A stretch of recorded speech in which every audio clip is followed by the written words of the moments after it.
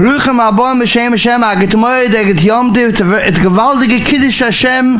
We see hundreds and thousands of Yingalait and Balabatim and Bochum coming all over the world to hear Shurim Torah from Ignish Torah from Gedolei Yisrael. But this is a very important topic. We know the topic of Kashrus. Hasidisches Frum say matzahs te'ochel b'mokim kodesh. Wie is the moil? The moil has to be rain. But it's not just for 7 days, it's to take for a whole year. And we have with us Baruch Hashem Harav outgrowing Rabbi Yechezkel Auerbach Shlita Rosh Vadas Kashrus and mashgiach Kashrus, who helped Klal Yisrael for 50 years all over the world to see the Yiddish have Kashrus wie sie darf zu sein. Onkim Pshoris.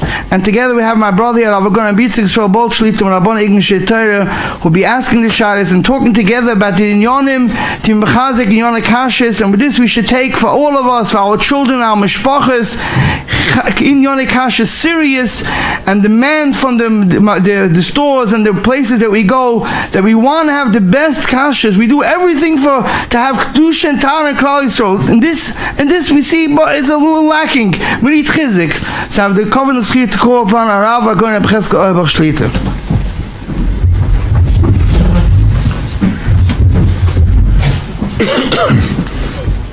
Just to give over a word for my father's Zechron Livracha that gives us some idea of why we're here. On the Yom Tov davening, we say V'hasiyenu Hashem Elokeinu es birchas meredecha. That means the bracha that's a chelik of the Yom Tov should be hasiyenu. And what will that accomplish? But the first thing we have to understand is, what does it mean v'hasiyenu? It's a very unusual lashon.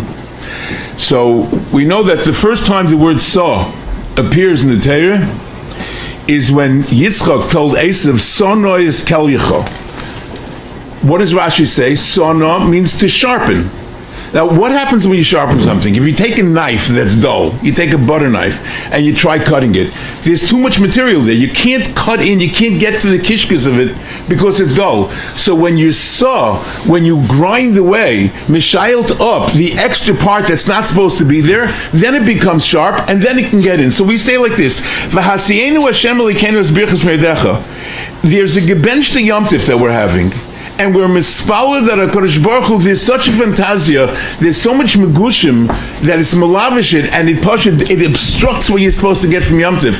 We daven that we should be able to get to the sharp edge of what Yom Tov is, then erst you can get kadeshenu b'mitzvosecha, because you can have mitzvahs and you don't become Kaddish, but if you do so, you do. And all the things, all the brachas that you have, you can have Yeshua and you don't recognize it because there's too much other things distracting you. So the bracha and the tefillah of a Yom Tov and the avodah of a Yom Tov is to tuzachavek from the unimportant things and to be able to focus on the kedusha of the Yom Tov. We know that matzah is called nama derifta. There's a special skula by Pesach with the food that you eat to be able to achieve, be able to accomplish something but kedusha. And the zechus of the irgun, which is Rosh Verubai, ahead of the entire universe in being Mekadosh Shem Shemayim, being Marbitz Torah. It's zechus to be here. It says in the Agoda, Beroish kol me'adois niseiso Pesach. Pesach is the Yom Tov, the Rosh von alle me'adim. Beroish kol refuah is niseiso Matzah.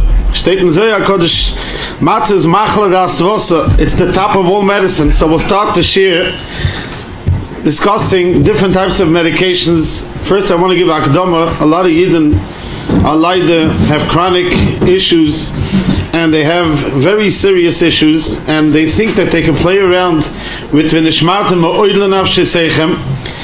You have to know that any medicine which is a serious medicine has to be taken, whether it's kosher or not. Avada, you can ask shilos, but you have to take your medications, and you should not make chumras. But now when it comes to medication, there's many different types of medications, types of forms of medications, and there are vitamins too, which some of them could be considered sometimes medicine. The shaila is like this: if somebody has a choice to take, let's say, a tablet which doesn't have any tam in it, even if it has tarfus in it, it's like a sheret soruf which Chazal amate to eat. There's some capsules that have different shilas. Then you come into a shila of gel caps, which can be a real problem. Then you have liquid medications which have a time in it, chewable medications which have a time in it, powdered medications that you have to mix with liquid also have a time in it, and then you have sometimes a coated pill too. This is the Gabe medications, and it comes to also in vitamins. Does vitamins need a better Hechsher than medications because maybe it's not a mamash refuah?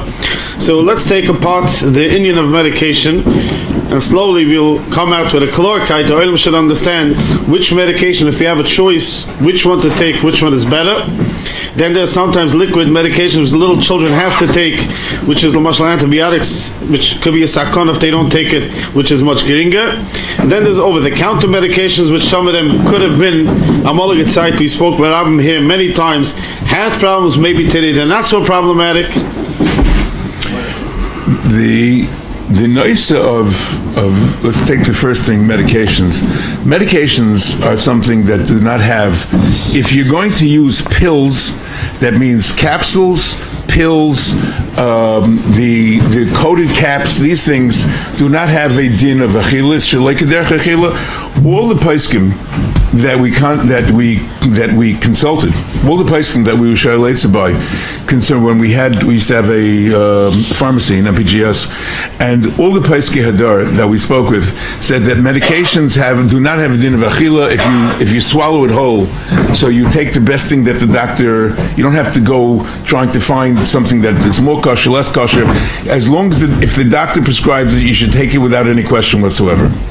You run into a much bigger shaila in the delivery. For instance, if you have soft gels, while every pasuk said that you can take the hard capsules for a number of reasons, aside from the fact that by the time the gelatin is made into gelatin, it's a piece of plastic. They said it doesn't even have a din of a dvar achila.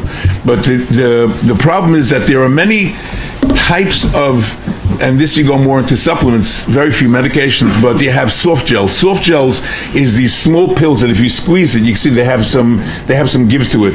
The soft gels, every single person we spoke to said that it is usher to use those, because without even coming on to the din of achshave, because the way that they make this gelatin, it never has a din of its pogum. It has a din of a meichel. It starts off as a meichel because most of it is coming from the gelatin from a davar acher, which the Gemara says has a din of immediately achila, and since it has a din of immediately achila, it was never processed to where it lost that, and you're swallowing it, even though shalaik derech achila, nobody was matir to use the soft gels, unless there are some very few that are made with a hashgacha.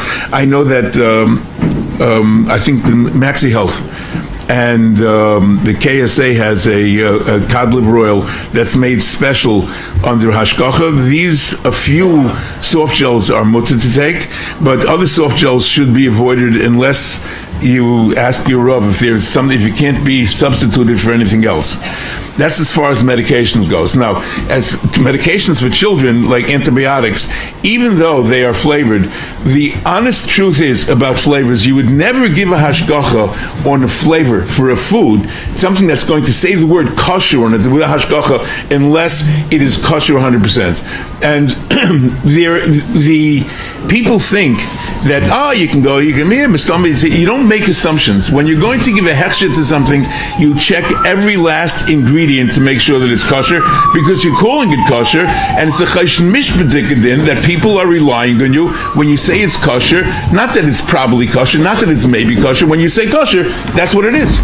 And therefore, if there's even something that's bottled, a responsible hechsher would never give a hechsher, even if there's something that pialocha is mutter and it's bottled, but that's not what people buy. People buy something with a hechsher because they want it to be 100% kosher from the ground up. That being said, flavors are a very complex industry, and there are very few flavors that are going to be treif b'di'evid. That means by the time they finish compounding the flavor, by the time they mix together all the fashid and the steps and all the different chemicals that go into it, by the time it gets to its final use, there are very few that are going to be b'di'evid aser.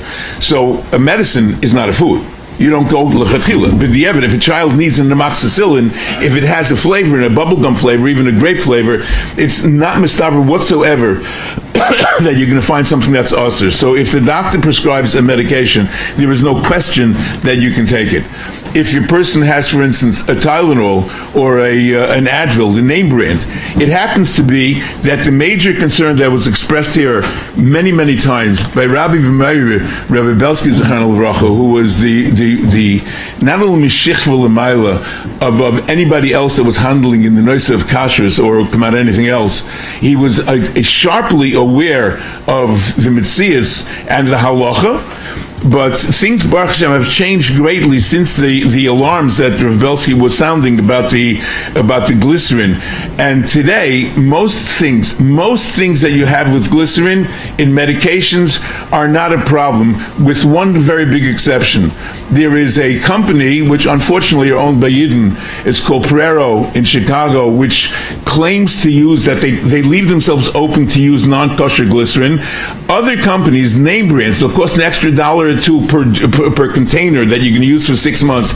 Tylenol, Benadryl, Motrin, by the name brands for children, use vegetable glycerin. The only shaila you'd come into in these medications are only the glycerin, and they use vegetarian glycerin on each of these. So again, if it's a medication, a liquid medication which has a flavor, obviously it's more of a concern. The good news is that the major concern would be glycerin, and on these name brand products, if you go into a Walmart to buy the Equator, you go into Target to buy the Up and Up, you're gambling, because every time they don't make anything themselves. Every time they need product, they give it out to bid, and they take the lowest bid, and you never know who's filling that bid, so you don't know what it is. Each time you have to ask them again. But if you're buying the name brand, you know that you have a quality product, and you're going to be you're going to end up with a kosher product. Benigeya, other types of I don't know if they're called medications, these homeopathic stuff. What about chewables? Oh, thank you. The chewables are going to be a problem because that has a much stronger din of achshave. If you can get away with a liquid, or if you can get away with a tablet that you swallow, it doesn't have a din of achshave, it doesn't have a din of derech achila, then you don't have to worry about it. If you're going to have chewables is no different than any candy, and that you have to make sure it's kosher. If you go to buy off brands at your pharmacy, you have to insist. And again, nobody gives you away things for free. If you go to your pharmacy, and they will buy the product they fill prescriptions with the cheapest possible product. They will get whatever they can from wherever they can, including when they sell the acetaminophen, which is the generic name for Tylenol, or anything else. You have to make sure that what they are getting is what you want to have, because if you let them send you what they want, they're going to send you the cheapest thing, which is not mukhrach that it is kosher, and you have to be very careful that you have no access to the information. They certainly do. You have to demand of the pharmacist that if he's going to fill your prescriptions, he do it in a way that is addressing the kashrus needs that you have. What about the coated pills?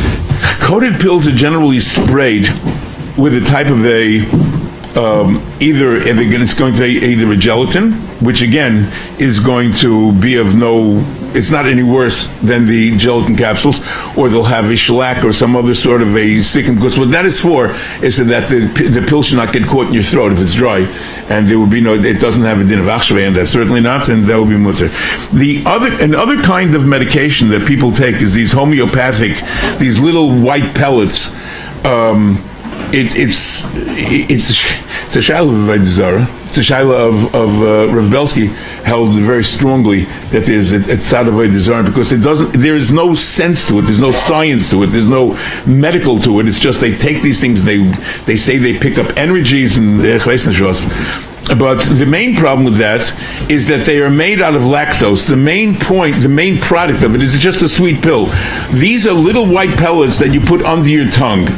And the reason you put it under your tongue is because it tastes good, and they're charging you $10 for a couple of pellets. They at least, it's not going to make you better. At least you should taste good. So it's manufactured many these Bayeron is manufactured in France using lactose from the local cheese manufacturers. In Europe, many of the cheeses are manufactured hot. That means that you have blias of gvinas akum in the whey, and the whey is then dried to make the lactose. So they have a letter from the Consistoire in Paris, the best in there. But the letter, if you look at the letter and you look up the Minchas Yitzchak, that they realize it has no shaykhs to the Metzias. So either they missed the boat, or somebody explained. Either they didn't learn the right shot in Minchas Yitzchak, or someone explained the Metzias differently than what it is. But I certainly don't understand why people use that. There is, if you feel it's necessary, or if somebody that you consult with has some sort of bitachon in these homeopathics, there are liquids that Bayram makes, which does not have a problem. There is another type of homeopathic from France, not Colbert, but it starts with a B. It has alcohol, but it's 25% alcohol from wine. It's a cognac in it, and it's not, there's no heter whatsoever to use something like that. What about over-the-counter medications like cough medicines and such type of things? So cough medicines, again, we'll set aside the question of the flavors, and you're going to focus on the glycerin. Every time you buy something that you do not know for sure is using kosher glycerin, it's your responsibility to call the company and ask them. You have the lot number, and ask them to look on the records to see what sort of glycerin was used for this particular manufacturer. There's another question about the supplements that we didn't get to, when people there is an inyan, aside from the fact that giving geschäft to Yiddish people is a mitzvah deraisa v'chaychi imach. So it is certainly, if you can buy something kosher, there's a company called Nutra Supreme, which is owned and run by Eliezer Gruber, which is a very ehrliche person. He always makes sure that he has the highest quality products. He has a wide range of vitamins and supplements. He has cod liver oil under the Sachtas, which is made by Hashgach Tzmidas, and these type of things, certainly, rather than save a couple of dollars by going to Walmart and buying the cheap stuff. Now, if you buy vitamins have a double-edged sword. The way that they are made is by fermentation, which means that you're going to be using bacteria or other types of enzymes that are going to create out of starch. That's the problem when Pesach, you cannot use them unless you really need that, is because it converts the starches and it excretes, it makes these different vitamin molecules, which they then harvest and make into the thing. The problem is that in these plants where they manufacture these, most of them, Reiv Rubim are in China, and they could on the same day be making stuff using totally non-kosher a product. The bacteria is not the problem, but the thing that feeds the bacteria, they have something they use verschiedene Sachen that are not kosher to feed the bacteria. So it's not simple to just assume that it's kosher. Now, if a person needs it because they've gone to, not because their brother's cousin saw something in an article somewhere that you should take this, but they went to a real doctor or a nutritionist, somebody that understands what the body needs and tells them it needs these supplements, there's a tzad to be makel if you cannot get it in the kosher, as the Rav said. There's a din of sheret sorov, which by itself is mutter. The Taz says clearly if you cannot get it kosher. So if you cannot get these things kosher does not mean you're going to save $3 by buying it in Walmart. It means that you can't. It's not available with a certification.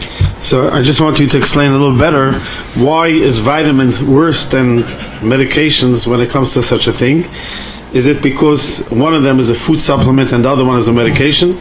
That's a very good question. And it's a spiegelt sich on halacha also, because if you hold, Heimishe held that vitamins is a food supplement, because the food that we have today is not as healthy as the Rebbeinu Shalom intended, because they processing robs it of a lot of the nutrients. So what you do when you take your supplements is you have the food that you stole the nutrients from. You take the pills to make up for that. So it has a din of a midid achila. However, since you're using it as a food, you're allowed to take it on Shabbos. Rabbi Yankov held that it was not. It was a medication. It's for Barrius Gufay, in which case that you don't. It doesn't have all the same halachas. Rabbi Yankov said clearly, many times, that when something is not a food, you don't need shishim. Me'ikar adin bitul goes chad betray. And when it's not a food, if there's a food item, so then you have to be makbid on shishim. But if it's not a food, chad betray is enough. In which case, almost everything is certainly going to be bottled. You're going to have else the kashrus of it. But that means you can't take it on Shabbos because you're doing it as a medication, so you can't use that. I want to talk about the topic of drinks. There's a mashgiach by the oilam that only food needs to have a good hechsher, and those who are makbid on good Heimishe Hechsherim l'moshel. When it comes to drinks, can we drink in all other Hechsherim without any compunctions. Is there any truth to this myth, or it's totally not true? Because if you're makbid on food, you have to be makbid on drinks too. It's certainly true that the Hakpada knows no difference between Michael and Mishta, and the difference is that it is by drinks you don't realize what it goes through. Almost all the drinks we get, certainly fruit juices or anything like that, anything that can ferment. There's actually no difference between apples, pears, and grapes. Everybody knows that grapes ferment into wine. So do apples, and so do pears, and so do oranges, if they're not pasteurized.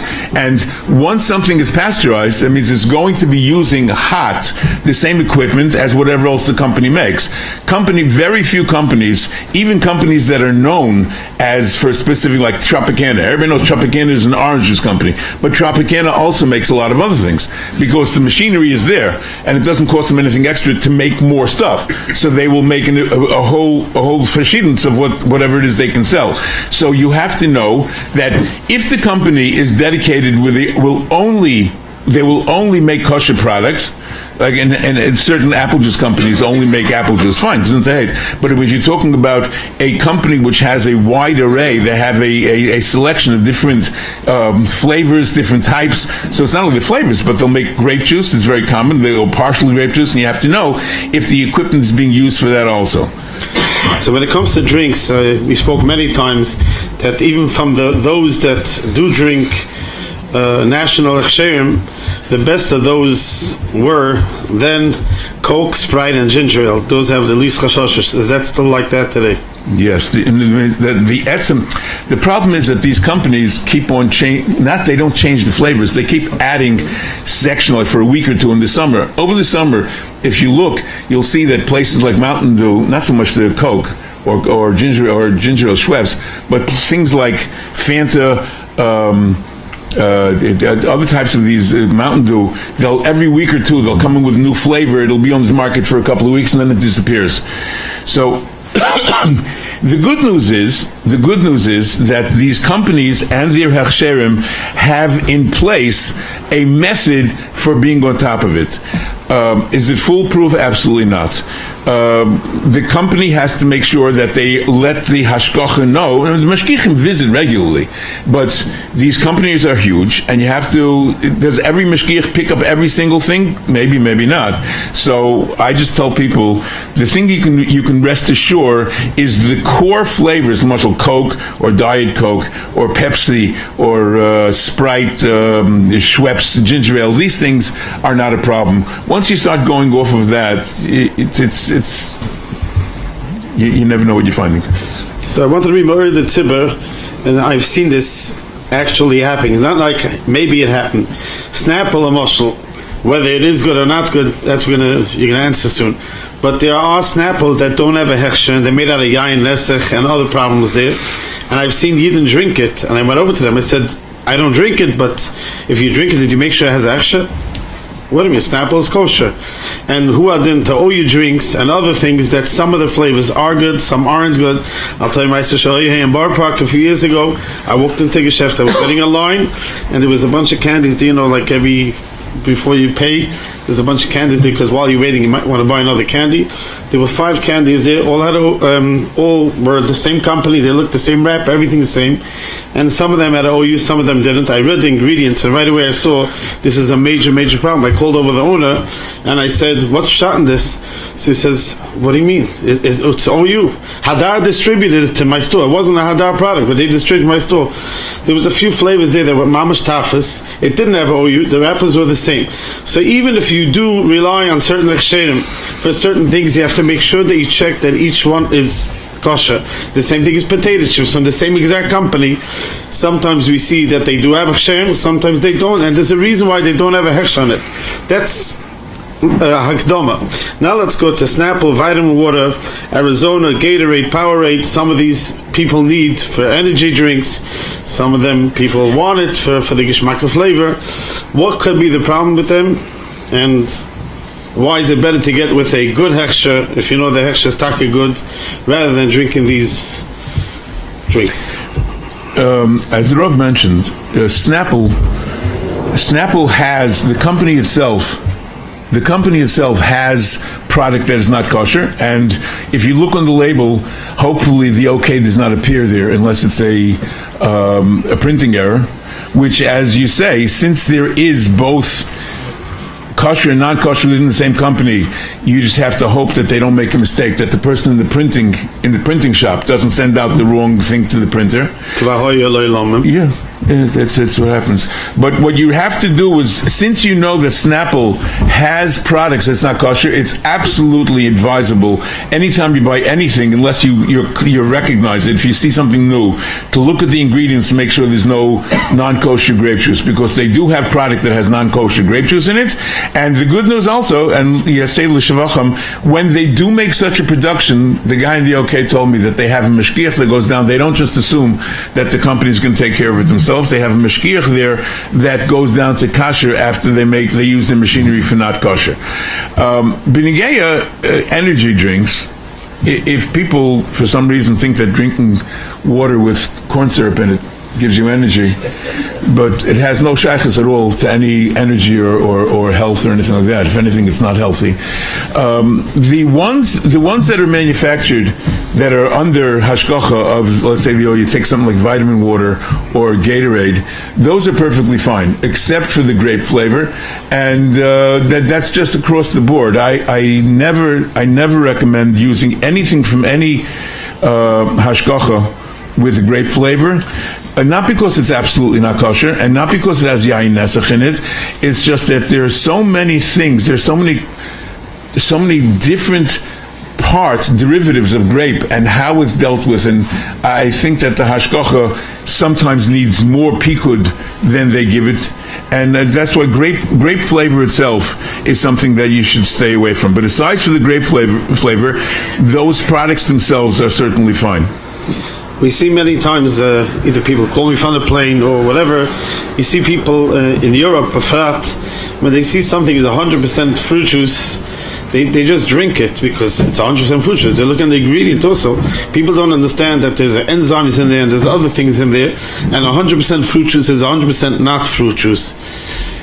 The problem is not so much the ingredients in the juice, because even if it were 100% juice, it has to be pasteurized. That's just the Metzias. The Metzias is that if you have a fruit juice that is not pasteurized, it's going to ferment. That's just what has to happen, because in the ambient air, you're going to have yeast, and when you mix together yeast with sugar in a sugar solution, it ferments.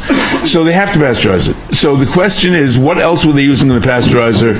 What did they make? Grape juice? Did they make? And some of these things that's even more dangerous is the box drinks. That means that shelf stable stuff, and it's not only that, isn't only juice. For instance, you have, when you go into the store and you find these almond milks or coconut milks, these things that have these square boxes that are shelf-stable, those are manufactured in a piece of machinery that is the single most difficult thing in the world to kosher. You have to be a mumcha gadol, not only in halacha, to know, you have to have a mevinus in the engineering to understand what parts of the machine get hot, the parts you can't see, because since it is anaerobic, it doesn't allow any, it's a sealed machine. That's how they have it, that it should be antiseptic. It's a sealed machine, so there are pieces in there you don't even see. So you have to have a mevinus in what the tahalich of the product is to make sure that when you kosher it, the water, the hagola water is going to properly be forced through all the places that are used in the seder that it's going to kosher it. So you definitely have to be very, very careful about box drinks. They need an excellent hechsher, not just a good hechsher, not just something that you see it has Yiddish isis. You have to know that aside from the Yiddish isis, the person going down there has to be a mumcha in knowing what the machinery does and how to do it. There are many people, a moment off topic, there are many people, for instance, that say that you can only use these type of things if it has a Heimishe Hechsher, because and there are certain milas. There are certain milas of having a Hechsher that has a mashgiach there.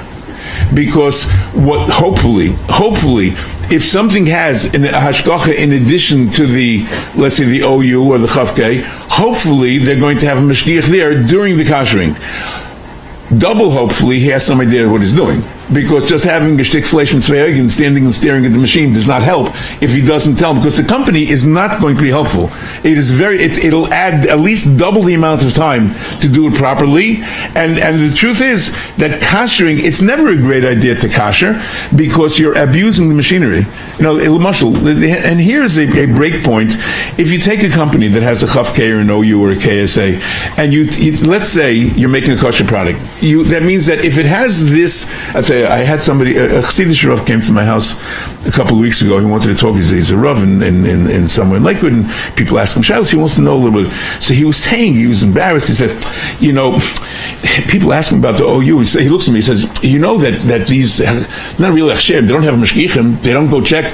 If the company wants a Hechsher, and they send in money, they give him a Hechsher.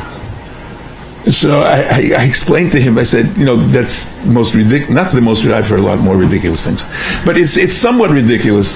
I said that when you have a Hechsher, whether it's an OU or a Starkei or a Chavkei, whatever it is, that means that there are three things you know. You know that a Kashrus professional went down to the company and evaluated the tahalich of what the company does to make sure that it's possible to make it kosher. The second thing you know is that there's a contract between the company and the Hechsher stating exactly what they're allowed to use, what they're not allowed to use.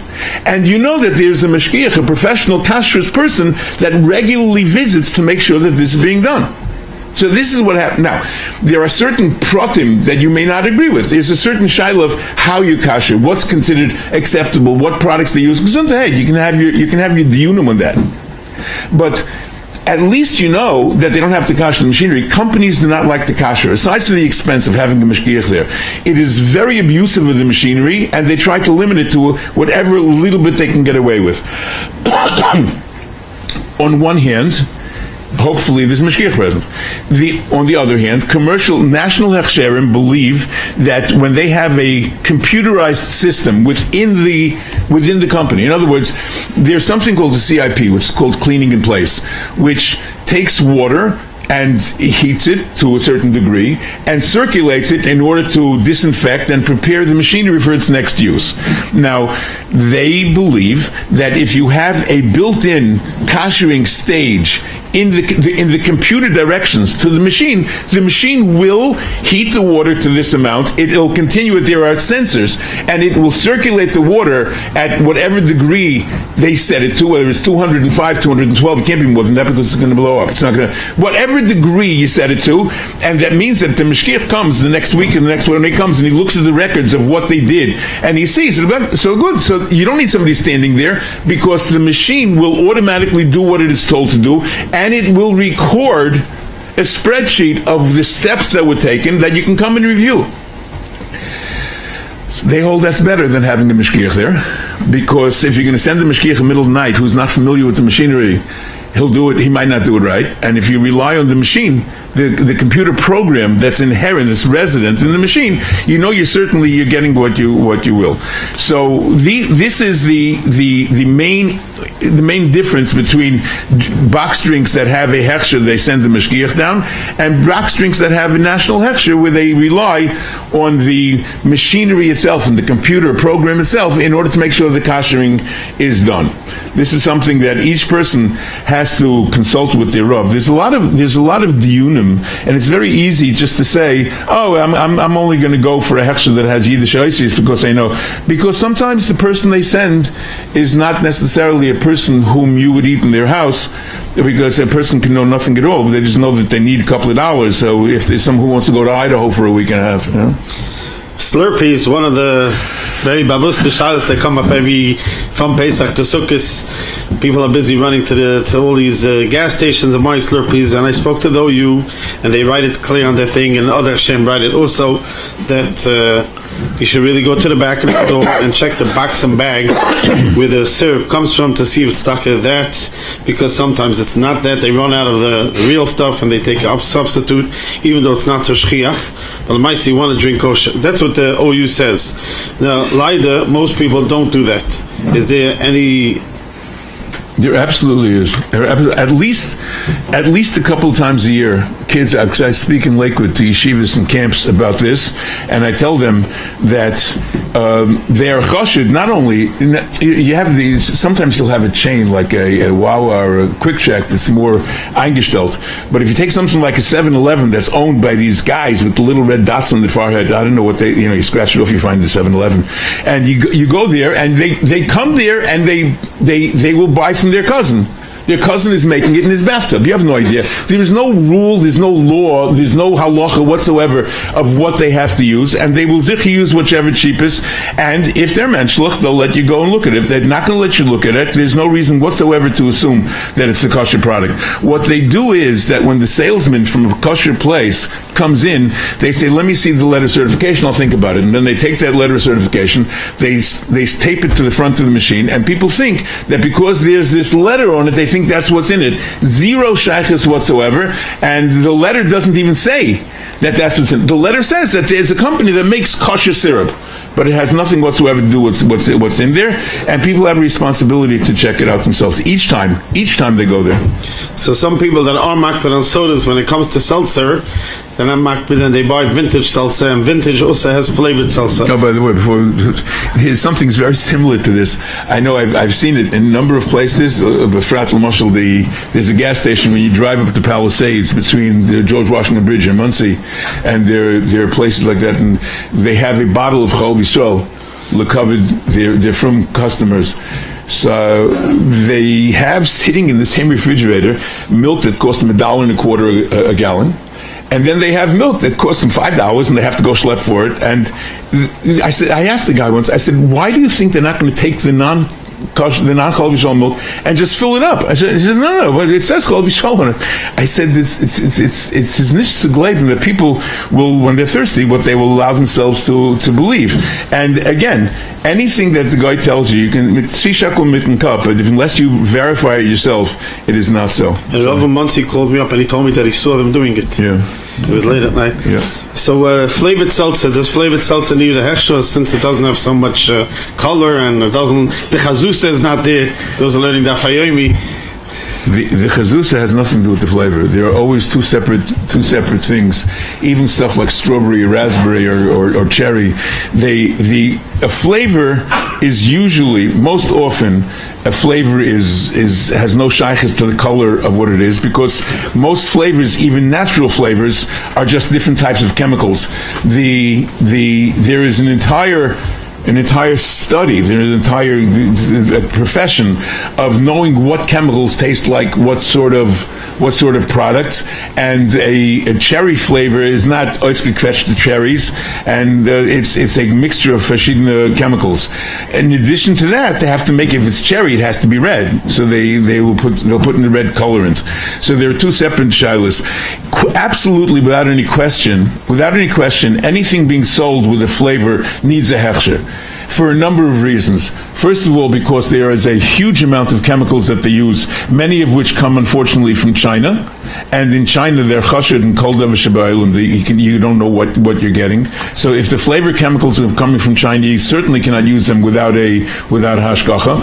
And also, there's another thing that's called marinating, where they allow, after they mix the flavor, they let it sit so that it should dwell.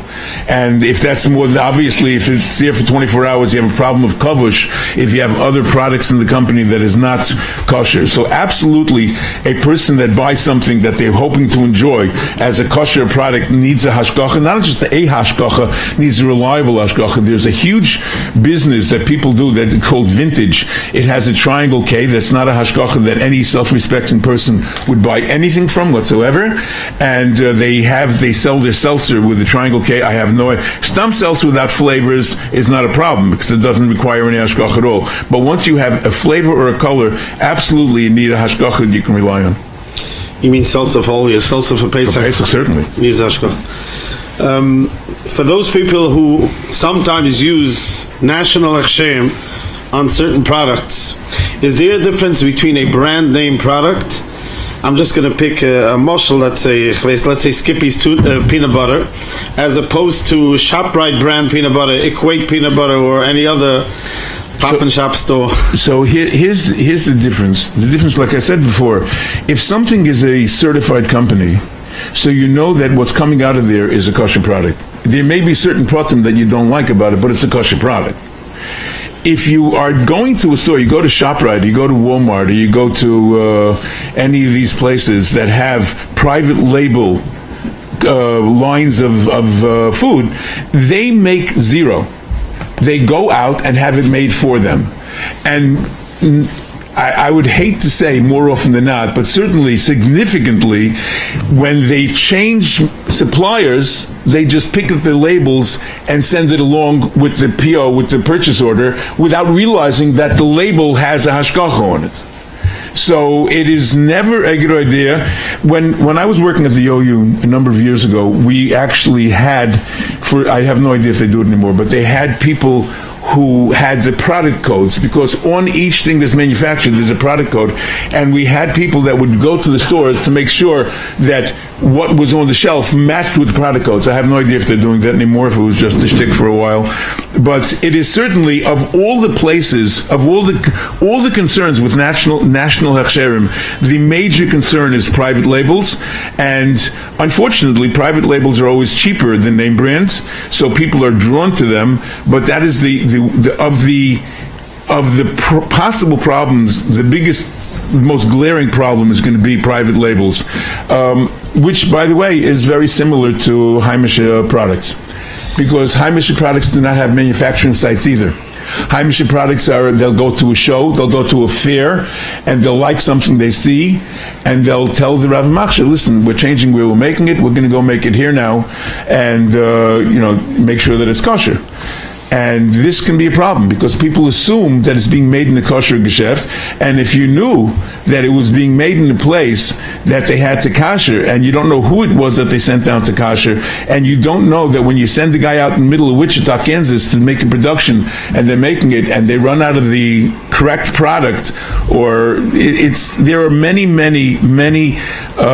possibilities of problems that can run up in these types of productions. So it's very, very critical that the Hechsher that you're relying on have not only Yiddish mention, but they have people who understand the geschäft, they understand how you manufacture things, how you kosher things, how you make do when something goes wrong.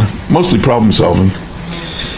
I want to go to Vaping, the Shaila that's going on here in Bar Park, probably in Lakewood too, and in Flatbush on the Williamsburg and in Muncie and all the Yiddish neighborhoods.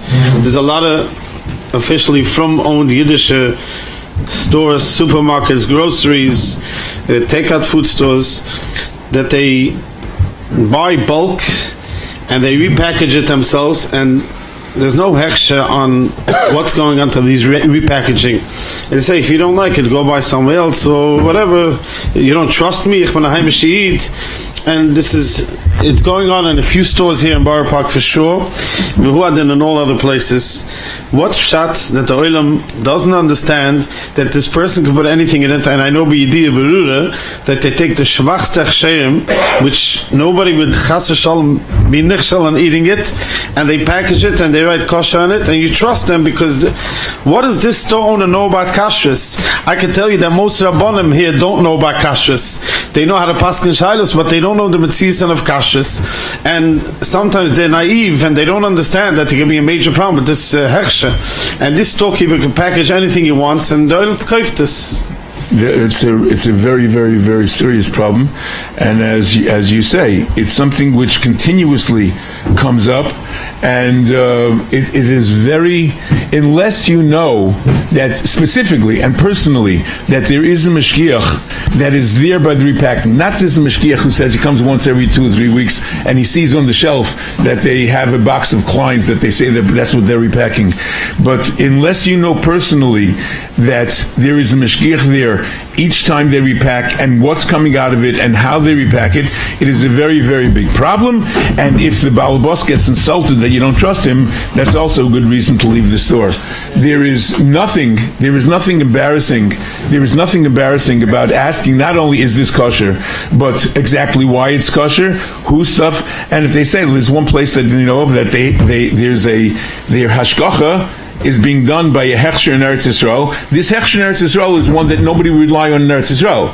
But they come here and suddenly they see, and the reason for this is because people have sich verkishift that if it has Yiddish isis on it, it has to be kosher, and it's simply incorrect. And it's important to make a rebellion. It's important to tell if you go in and there is no mashgiach, you go to the manager or to the owner and say, I'm leaving your store because you have no hashgacha here and I don't trust you because you don't have respect. If they don't respect you enough to have a mashgiach and to be concerned for your kashrus, why should you be concerned that they're going to get insulted if you leave? There's nothing to talk about. Usually we try not to say names, but over here I'm going to say a name.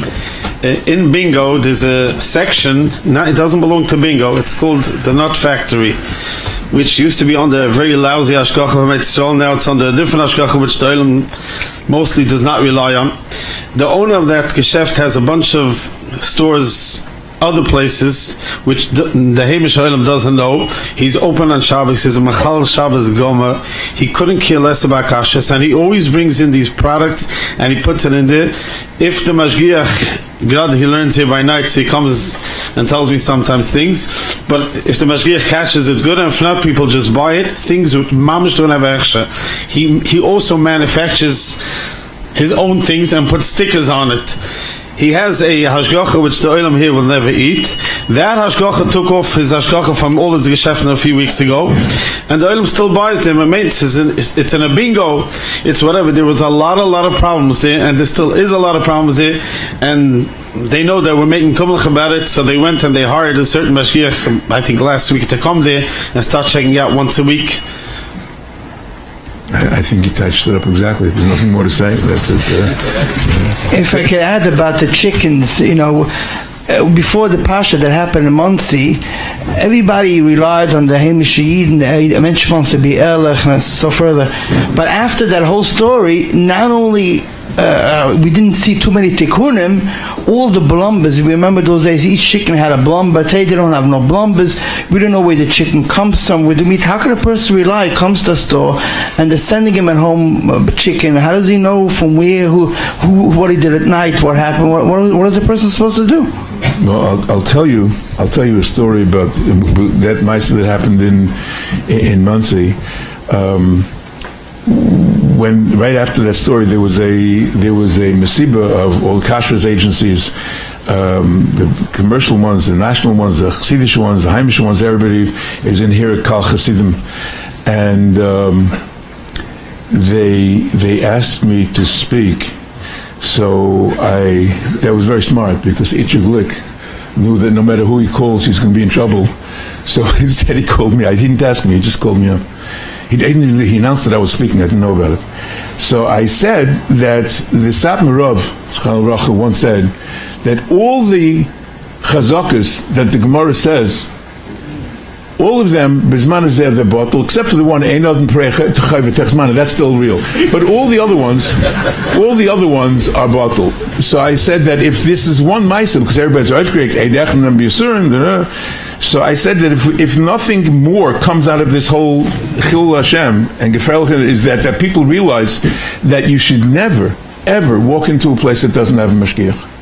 Every place has to have, not an Erlich Balabas, that's the Chagaret, but there has to be a mashgiach. And it almost got passed. One person, one Chassidish Balmachshin jumped up and he said, "You're being mechar from Garab Kleisol." And after 5 or 10 minutes of yelling at me, everybody stopped and they said, "Okay, that was the end." And that's how it died. But yeah, that would have been a good thing to pass. And how people buy stuff in places without a mashgiach, when you go into a place that's selling, especially when you're talking about repacking meat and chicken, where the Yetzer Hara is so great and the opportunity is so, you have to, it's insane to go in there. If you can't talk to somebody who is achroi, this package, where does this meat come from? If someone cannot answer that question and say, I know where it came from, I know where it was butchered, it came in yesterday, it came in from such and such a distributor, not even distributor, because distributors can distribute anything, everything. You said before about Hadar, it's even the Heimishe distributors have an entire line. There's no such thing as somebody who only distributes kosher, including meat and chicken. And if there's nobody there, you just pick yourself up and walk out. It's a meglich to have a place where nobody can answer your questions about kashrus. I just want to add a mashgiach to what you just said. The storekeeper has to be owner, ehrliche mensch, and his Rava Machshe, besides being an ehrliche mensch, has to be on top of the situation, but he has to know about kashrus. Yeah. Because I said in Kol Vasa a week ago, Vayokem melech chodesh al Mitzrayim shel yoda. Some say, people go into Hechsherim and they have no idea what they're doing, and they're giving Hechsherim. Either they know a little bit, or they're not mumchem in certain areas, and a store has to have an emissary Hechsher and not a rov that's naive, that doesn't think that things can be going on under his nose and he doesn't have to go on like that. Why do yeshivas and schools and camps need a reliable mashgiach that makes sure that everything that comes in there is kashrus, and everything that's done at the kitchen is with kashrus? Well, the reason they need it is because every day people are eating kids in Yar Yeshiva. Talmidim in our yeshiva, if they don't have a hechsher, you know that every day something treif is going on. Because if the kitchen is being run and staffed entirely by goyim, they bring in their own food, they heat it up in the ovens, they're not careful, not about the milchiks, not about the fleshiks. If you have to have somebody that is klar of what's going on while it's taking place, who is achroi, who locks it up. Forget about, if anything, just bosses and salmon ayin. You're talking about kasher, you're not talking about pitchivkas. You're talking about bosses and salmon ayin. It's not kosher. You can't use it. There's nothing to talk about. And you need somebody that is not only, as you keep saying about it, but it's malumad and kashrus. Somebody called me up, an administrator of a certain yeshiva, and they wanted to know if this certain item needs a hechsher. So I said yeah, and I told him why. He says, but it costs more. So I offered to go to Walmart, to ShopRite, and buy all his meat for him, because I understand it's a lot cheaper there. But it costs more. But what's the use of being mechanech your kids if you're giving them not kosher food? Obviously, it's going to cost more, and that's that's part of the cost of chinuch. But yeah, it is a kitchen without a hashgacha is a bar b'shus rabim. I want to add another thing to that. A lot of times, cooks or the kitchen manager orders things from a certain distributor. I'm talking about Yiddish names, Yiddish Hechsherim, and a lot of times they don't have the item that they ordered, and they send a substitute. Sometimes it's kosher, sometimes it's a very schwach Hechsher, and sometimes it's not. And it's clear that these things happen. It happens every day. Yeah. Every day, every truck leaving the loading dock after Cheshish, they have the wrong product on it, because when they load, if somebody orders 10 cases of mayonnaise, and they have only 9 of this particular type, they'll put the 10th one on. So if you take it, if not, put it back on the truck. They bring it home. It happens every day. Party planners, those who make miniatures, those who have catering businesses at home, could we trust them that they're buying from good Hechsherim because they don't do anything themselves, besides those who make the miniatures? can we trust them that they use the right ingredients because they're Frum Yidden and Heimishe Yidden and they claim that they use that? Or they need a strict hashgacha, especially when it comes to these detailed specialty items that need very different types of ingredients that Lav Dafka is in the Heimishe stores? There's a famous ma'aseh from the Beis Yisrael, from the Ger Rebbe, that there were two Ger Chassidim that used to learn in one of the Kloisen, and they used to make some sort of, I don't know what they made, and they used to bring to the Rebbe every year, and he would take it, B'raiv Simcha. One year they decided, listen, we make this anyways, let's make a geschäft. We have to work half a day and learn half a day. So they made a geschäft, they started selling it, and they bring it to the Rebbe. So the Rebbe says, do you have a hashgacha? You have to. So they said, Rebbe, we've been bringing this for years.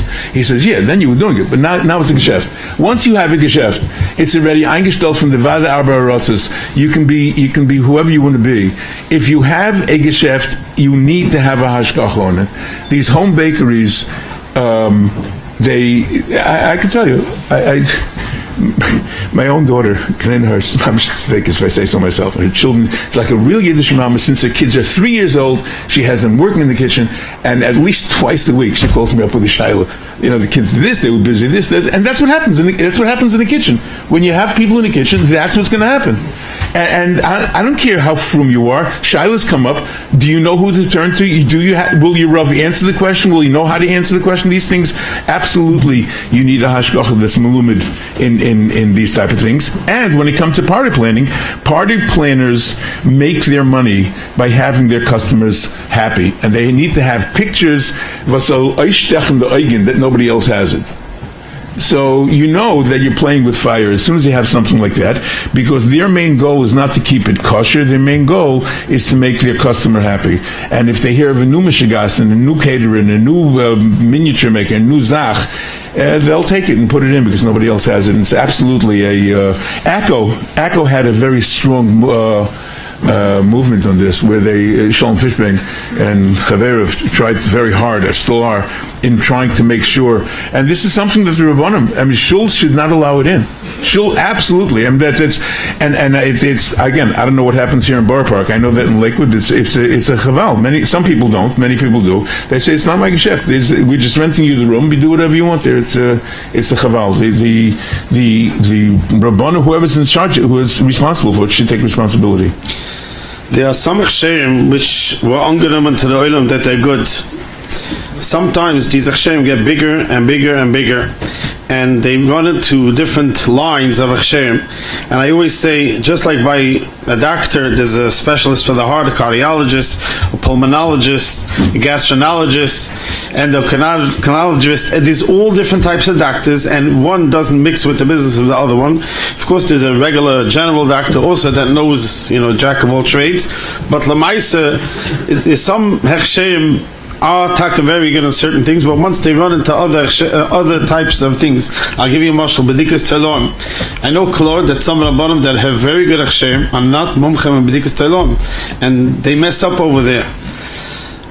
What is the Olam supposed to do? No. There's lahavdil, there's a cloud in business. There's something called the Peter's principle, which means that people will rise to the level of their incompetence.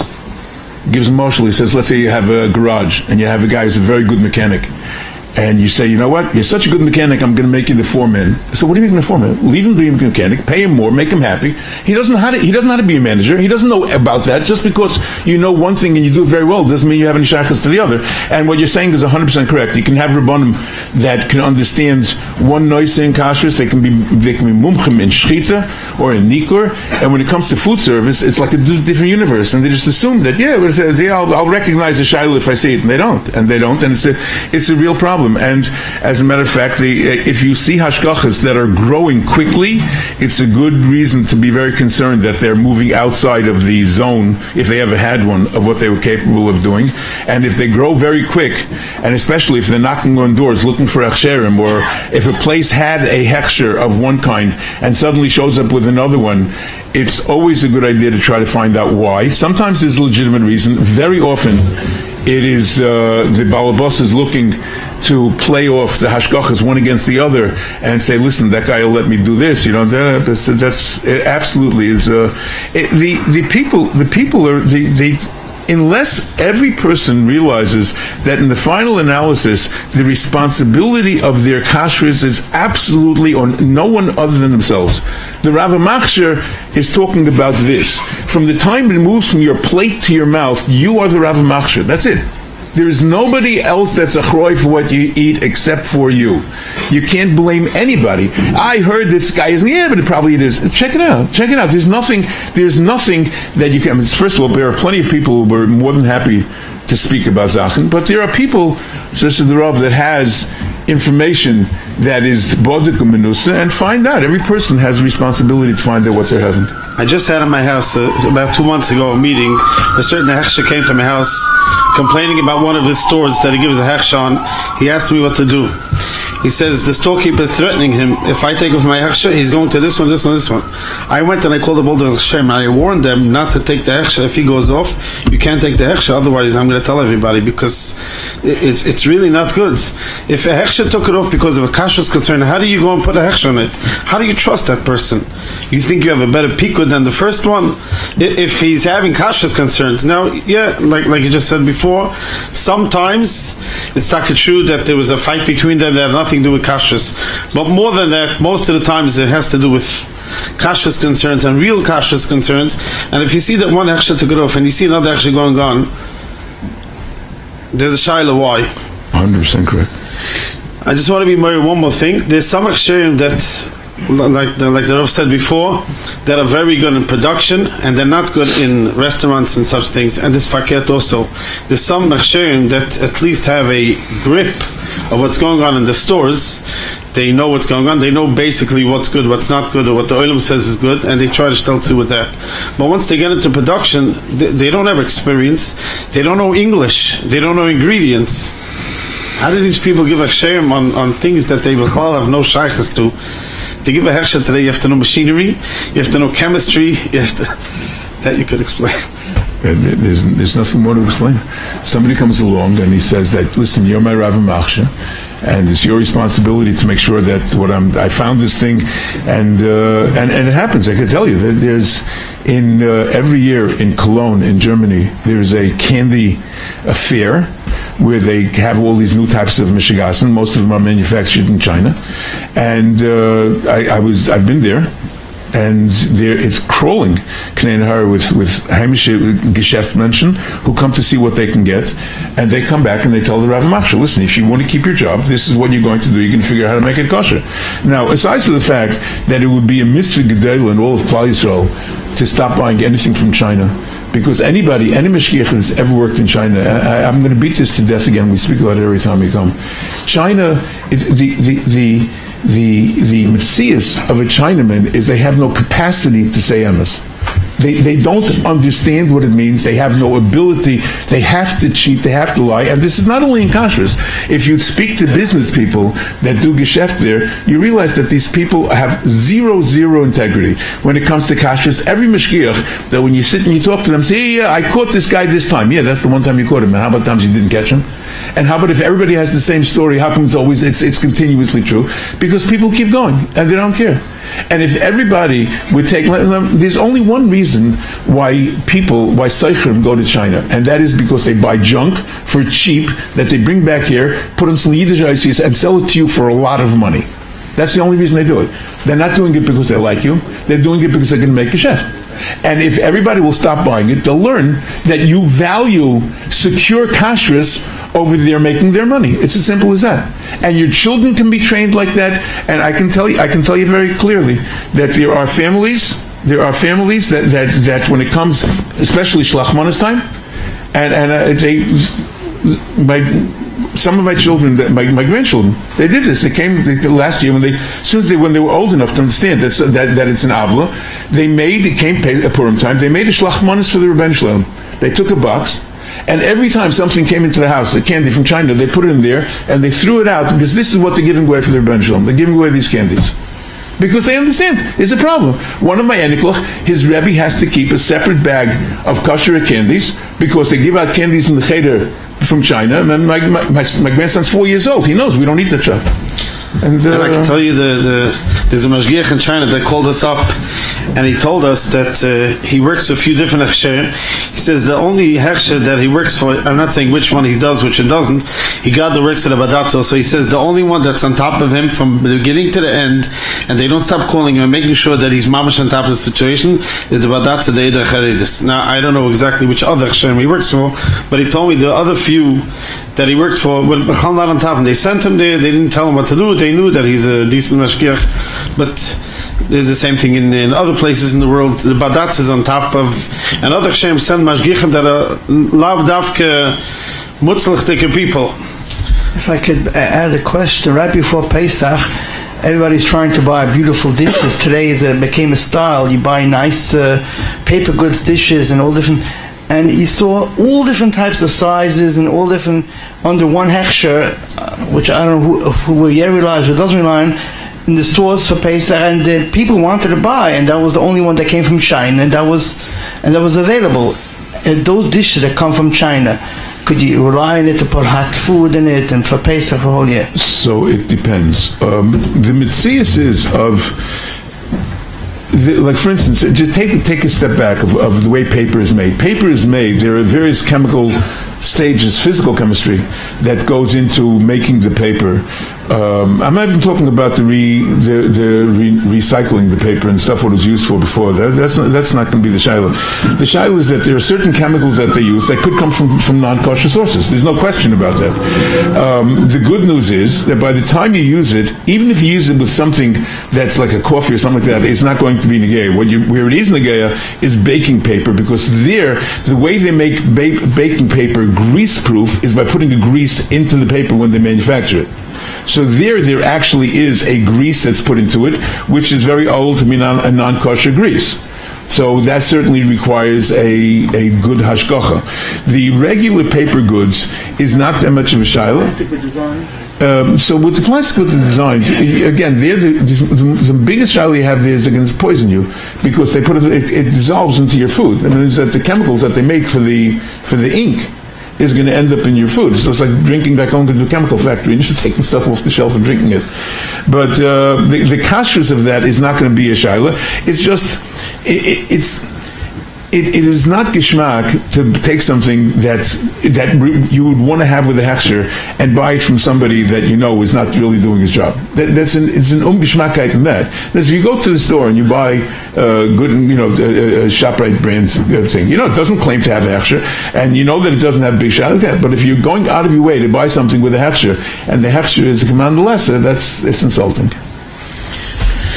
We're talking about buying Keilim, and there's a lot of Keilim that come with Hechsherim that are made in China, made in other places, and either they put a name of a bezdin that doesn't exist or does exist, or a rov which people don't know about. It could be one of the local rabbis there, and people, it says in the Ein Tzach Tevilah and Medolim Falosich of them.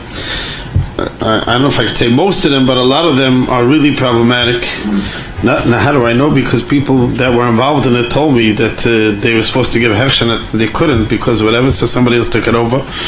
And there's a lot of problems. It doesn't Tevilah. That's one part of the shaila. The other part of the shaila is that a lot of Mikvaos that are here in Auerbach, I just said it by the previous year, and I said it in Komavas also, and I'll say it again, and it's not only in Auerbach, that storekeepers that have their own Mikvaos that were made 25, 30 years ago, maybe with a good rav, maybe it was done right, but they don't have a hechsher on it now, and it's not under control of anybody. And Tevilah's Keilim, if it's a metal keli, it's a deraisa, and if it's a glass keli, it's derabanan, and you make a broch lavatol if it's not a kosher mikveh, and you're not allowed to use a keli even once if it needs Tevilah's Keilim.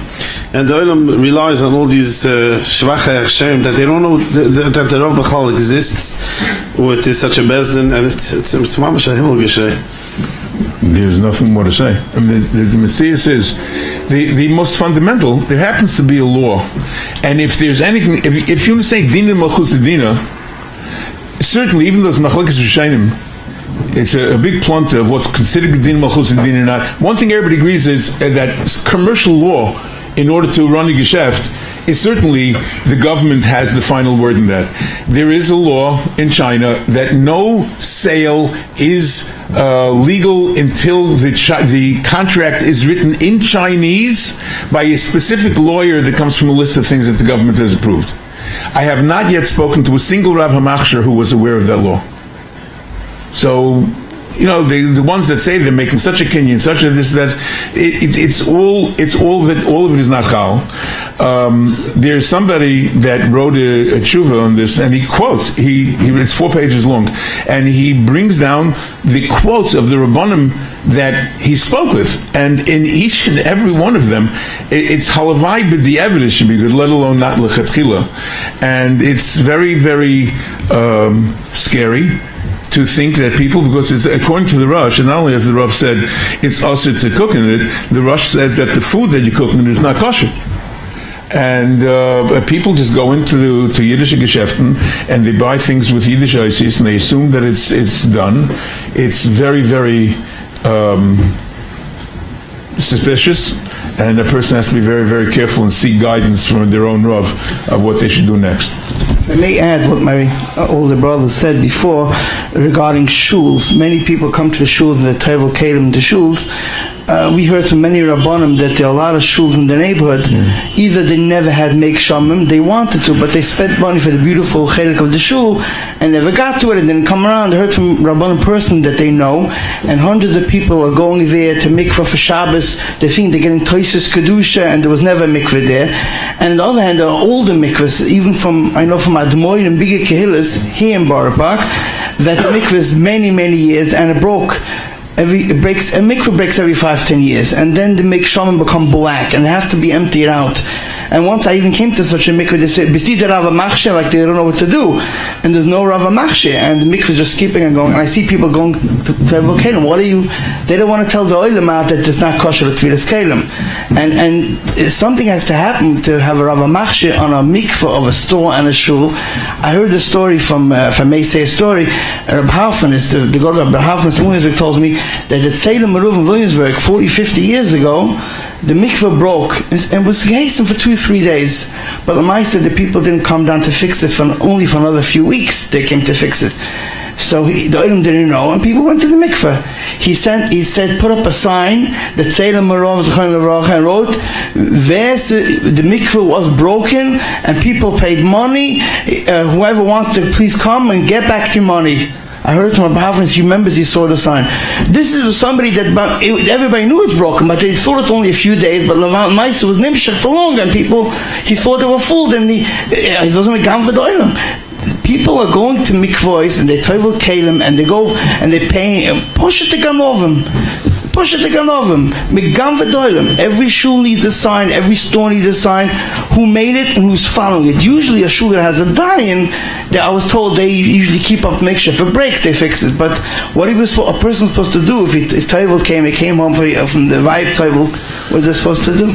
You're absolutely right. That's why the emissary is that there was always, and Kehillis always had a Vader Rabbanim that would accept the responsibility of the tzibur. And Baruch Hashem, we see that our Kehillis are growing, but it seems that they left out that part of the equation to have a Vadim of Rabbanim who will undertake the responsibility of doing unpleasant things. Of hanging up signs, of being mevar the Metzias and telling the people whether it'll make them unhappy or not, what the Metzias is. Yeah. But that is the job of the Rabbanim. I don't want to throw more in their lap, but the truth is that that's what Rabbanim are for. Coffee and tea, regular, flavored, decaf, Pesach, and all year.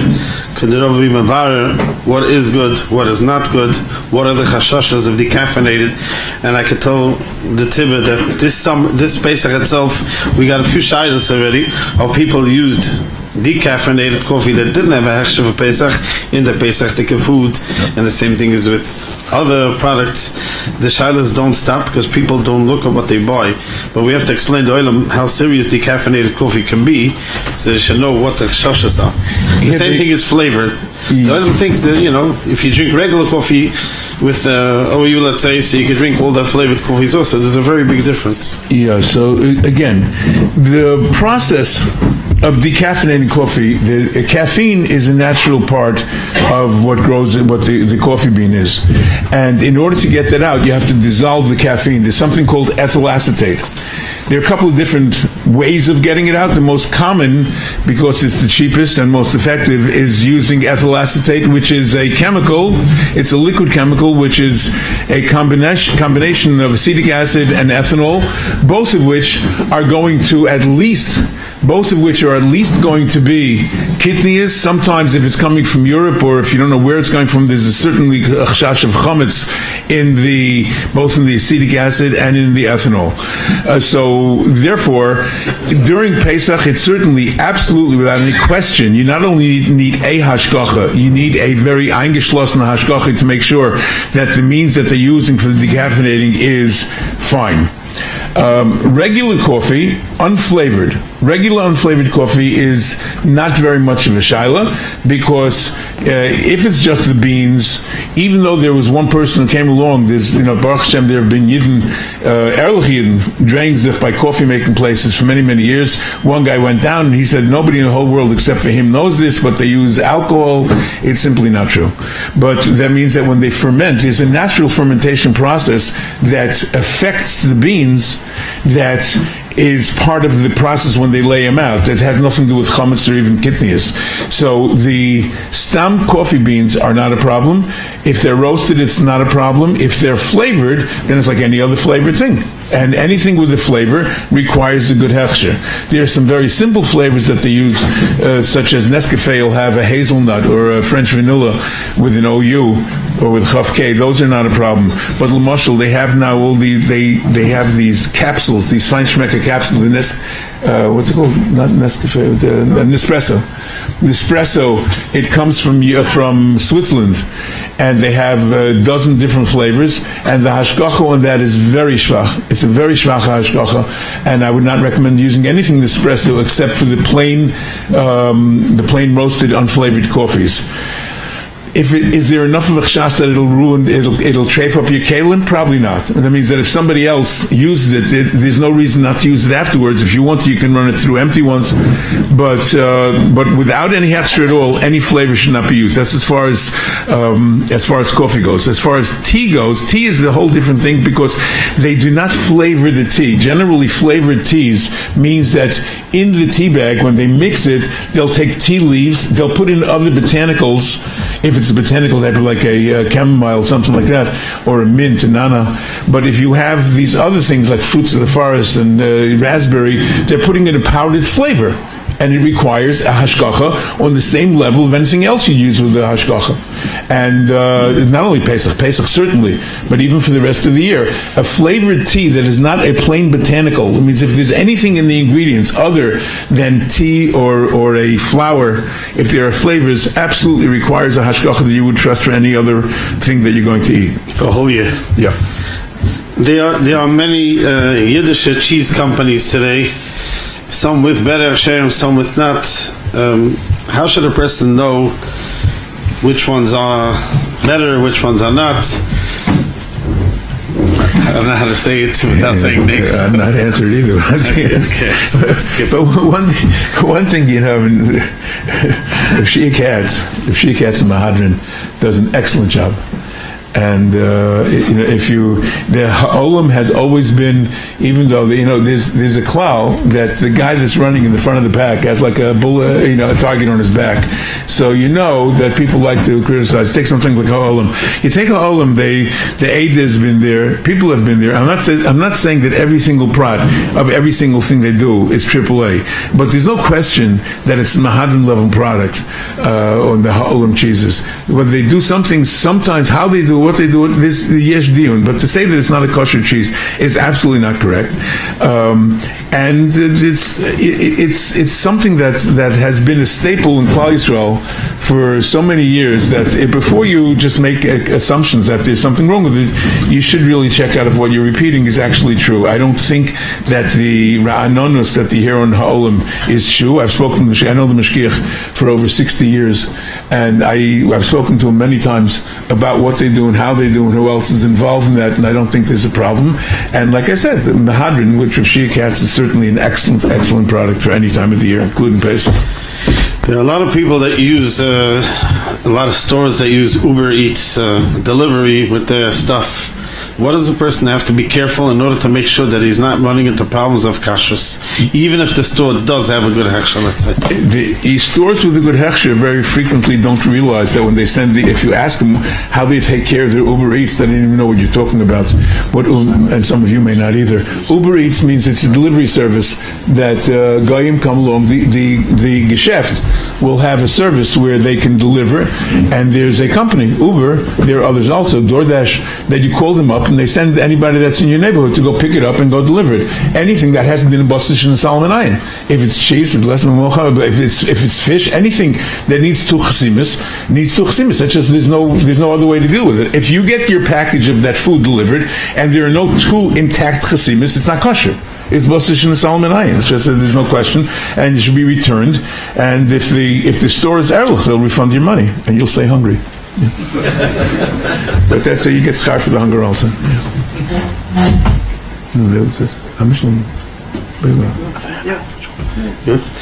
Okay, I'm going to break up the shaila into a few questions. I don't know how to tackle this exactly. There are some products, let's start with this one. There are some products that have, let's say, wines or other things that have 2, 3, 4, even 5 Hechsherim on the bottle. Sometimes it's because in its shoulders a rule from the Medina that they have to have the Rabbanut from that city. Okay, usually it's not Malamoy that Hechsher. But when you have a few, let's say, Heimishe Hechsherim or national Hechsherim with them, is it any milah to get with a bunch of Hechsherim? Or it's maybe a chesron because Chazal say K'dei the way should for Leicha maybe for Leikri. Or a lot of times they rely on the same mashgiach, which I know for a fact is true, and they just put the name and they get modified also.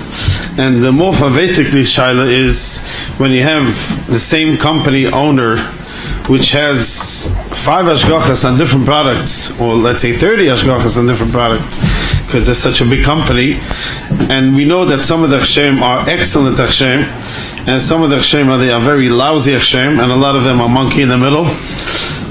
Sometimes they're more related to the good, sometimes they're not. How does the tzibur supposed to take such a thing that there's companies that could do something, play around, when Saloins actually take the better hechsher, and when they can't get the better hechsher, they go to a lower level, and even a lower level, and even a lower level. Why are we playing around with kashrus of the tzibur? The truth is that you said it correctly. The Gemara says the kid b'shutfi is like kriir v'lechamimi, and that's exactly correct. If you have different rabbanim hamachshirim, each one thinks the other guy's going to be in charge and he'll just sit at home, and that's the problem. Now, the good news is that most often when they have a good hechsher, l'mashal, you'll have something with the Eida from Eretz Yisrael, Teppenberg, who has a couple of hechsherim. There's another wine called Empress from Zion Winery that has the Eida. The Eida, absolutely, as you said about that guy in China, where they were constantly catching him, the Eida in Eretz Yisrael, the Mila of the Eida in Eretz Yisrael is not just that they go to a certain Yekev, and other people, oh, I know that place, they make there, yeah. But in Eretz Yisrael, there's a lot of management of the Yekev, which means that B'teva, grapevines wear out. They just get old. And the way you refresh it is by grafting on Zweigen from other things. Now the problem is, the halacha is that every time you graft it, you start all over again. That means that for the first 3 years, it's an Yisrael no. That's it. So how do you keep track of that? If you ever do Marshall, there are some new vineyards. When you drive and you go to Eretz Yisrael now, when you're driving from the airport to Yerushalayim, you see it on the right, thousands of vineyards, whole acres and acres of new place. Each of those, there's not only it's not called, there's an Yisrael Hano, it's Arla. So the Eida, when they work in the Yaakov, have tags, they have numbers on each individual vine. Each individual one has a number, they have spreadsheets, and they keep track genoi of what's going on into each and every one that's in that Yekef. Other people can come along and say, oh, you're working here already, I can produce here, and it's not a problem, without realizing that stuff may have real, and Eretz Yisrael, it's one of these interesting halachas, l'meshim Sinai, that Safek Arla in Eretz Yisrael is l'chumra, Safek Arla in Chutz La'aretz is l'kula, but in Eretz Yisrael it's a serious, much more serious geschäft. So the good news is that if you have one of two Hechsherim in Eretz Yisrael, which I have found to be very, very falezlach wine. One is the Eid, obviously. The other is the Bedas Mahadrim from Avram Rubin. About that, he's also very on top of the wine. Anything else is Itzim Chol and Vitzim Shaitim. And in Eretz Yisrael, you run into real problems. Not only Trumas and Maestris, you have problems. A lot of the feinschmecker wines that come out of Eretz Yisrael are not mavushal, and you have problems with Maga'akum. They have the Arabs working there. They had this one place that had 5 Hechsherim, and they never realized until the Ada came there that the Ethiopians that were working there, they were never had on the Gangeris. They certainly had a din of it was a problem, and each of these things has something that you have to. So to buy wines from Eretz Yisrael, or as a matter of fact, as long as we're talking about wine, it's something we've spoken about so many times, that you walk into a Yiddish wine geschäft and there isn't enough place in the walls and the floor to store all these verschiedene wines from places which haven't seen a Yiddish yishuv since Ma'aseh Bereshis, and they're just all over there. They're in Georgia, not the Georgia in America, but the Georgia in Russia, and Azerbaijan, and in South America, and in Peru. You don't have a minion in these places. The single most difficult hashgacha in the world to do is wine, period. It's more difficult than shchita, it's more difficult than trade it's more difficult than anything. To do kosher wine from harvesting till it's sitting in your closet is the single most difficult hashgacha to do properly. And unfortunately, the Baal Batim tell the Rabbanon Machshirim that there's a certain limit how much they can pay, and usually they don't get top quality people, as opposed to like Lamashal. This year, for the first time, the Ada did a production of wine in Italy, and they took along their own mashgiachim. They took an entire tzevet of mashgiachim along with them to make sure it's done properly. If not, whoever goes out to Georgia, Azerbaijan, who knows where, they take whoever mamish min Baba Yodim, which usually is not the most savory people. If you're making wine and it is not yet mevushal, which we'll talk about later, if it's not yet mevushal, if you look away for a minute and the guy goes about his geschäft the way he does, that means that for 360 days a year, the guy is used to turning the knobs and operating the machinery. That's what he does. For the few days a year they're making the kosher stuff, the mashgiach says, no, you can't touch it, I have to. He doesn't think about it. And if the guy is staring at the wall, or he's saying Tehillim in the corner, and the guy knows that at this point in time you have to go and you have to turn these valves, change these things, it's usher. Everything in there. You have 100,000 gallons of product that is now, if the guy closes the valve, it's klar. That is called the Yemaimin al Yidei Koicha. It is usher. Now, you're taking a guy that you're not real clear whether or not, when was the last time he was Shem Shabbos, he's going to call the boss and say, listen, you know that 100,000 gallons of wine we had, I was busy, so it's not kosher anymore. You're going to rely on this? These are the mashgiachim, and there's no Rav Machshir. There are most of these places, not most of it. The huge rave of them don't have a Rav Machshir. It's one of the most complicated noiseim in Shulchan Aruch are those few simonim about yayin nesach, about kashrus, the kashering of the clay yayin, all these things, moving it, and you need a real Rav Machshir. Very, very few wine productions are accompanied by a Rav Machshir. So it's a pella that people feel so comfortable in buying all these things. I don't understand why. And what about grape juice? Do they add anything to it, and where does it come from? So grape juice is a whole separate shaila that it represents a significant machlekes of the Pesach of our dar. L'mashal, Reb Shlomo Zalman, Reb Elyashiv, and Reb Vad Yosef all held that reconstituted grape juice cannot be used for kiddush. The shaila is whether or not you can even make a hagafin on it if it's reconstituted. And before everybody wonders why, it's very simple. The Gemara, which we mentioned, the Gemara says that the reason that grapes that grape juice, that wine, gets its own brachas because it's a nishtani le'ilor. It's a new metzius. And the Gemara says everything else, apple juice is a shakel, orange juice is a shakel. How come suddenly grape juice or wine is a hagofen? So the Gemara says because it's nishtani le'ilor. Now you take this thing which was nishtani le'ilor, and you take out all the water content, it's now a thick black syrup that you cannot take. If you took it, you make no brach at all. It's not roy l'shasi, it's not roy l'achil, it's not roy for anything. So it has no bracha. And you think that, I'll put water back into it, and now it becomes a hagafen. If you put water back in, maybe it'll get bracha now. Maybe you can make some sort of bracha. And Rabbi Yasha says, yeah, you can make a shakel. B'Shlomo Zalman says, he's mitzaded. B'vad Yosef, you can make a shakel, you can't make a hagafen. It'll reconstitute grape juice. And you have to know what grape juice you're drinking, whether it's reconstituted or not, and where they get their concentrate from, and whether or not it's pasteurized. There's another problem with magakum on this stuff. The Metzias says people want to use wine that's not mavushal for kiddush, because for kiddush the Gemara says you're supposed to use a yain that's roy l'nisach al gab mizbeach.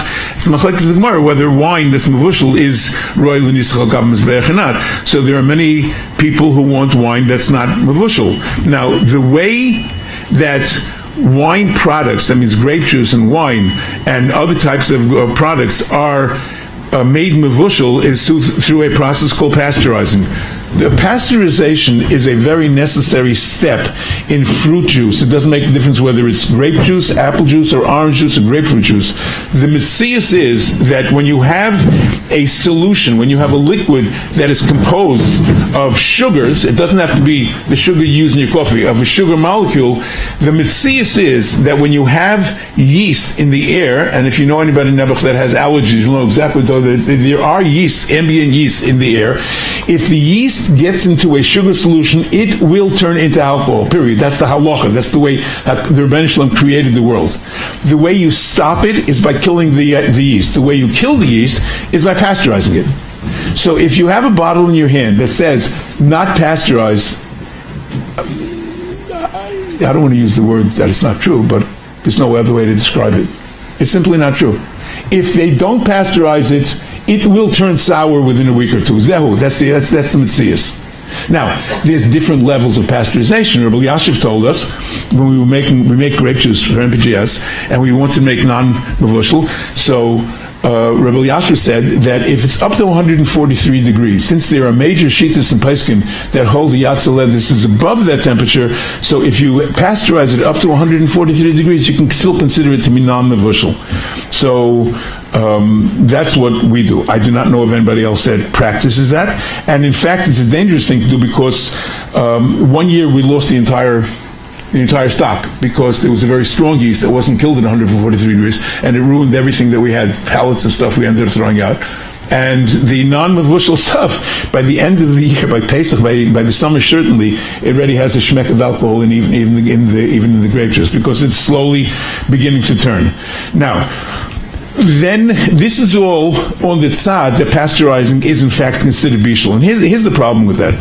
The Gemara says three simonim for mavushal. One is that it's malav boys.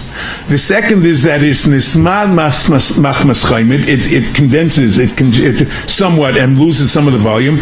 And the third is it changes the taste. Legariusa. That's why it's not good. The Rosh says that another mile of that is that since it's not darka bekach, so in milsul l'shchichel it goes b'rabbanan that if it's mavushal, the chazal, the shaila of sam yenim doesn't apply. The problem is, and this is, you speak to your own Rav, but there are major poskim, including the Rav Shlomo Zalman, Rabbi Yashiv, held that since the pasteurization takes place in a closed container, a closed vessel, it's never a malava boys, it's never mismayat, and the people that say that it doesn't affect the taste either. So it's very difficult to assume the pasteurization is enough on its own to count as mavushal.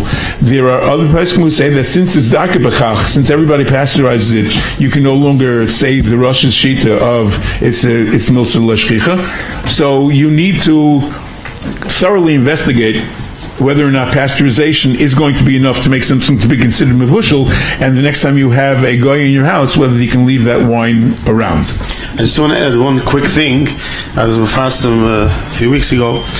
A lot of people that make must the covered Pesach because they want to be machmer are really being mekel and toilon if they don't know that they have to sift a lot of them don't wash the grapes before, and grapes have in them thrips, or not really thrips, they have mites in them. I've seen it myself a nice couple of times, and you have to really wash the grapes well before eating it.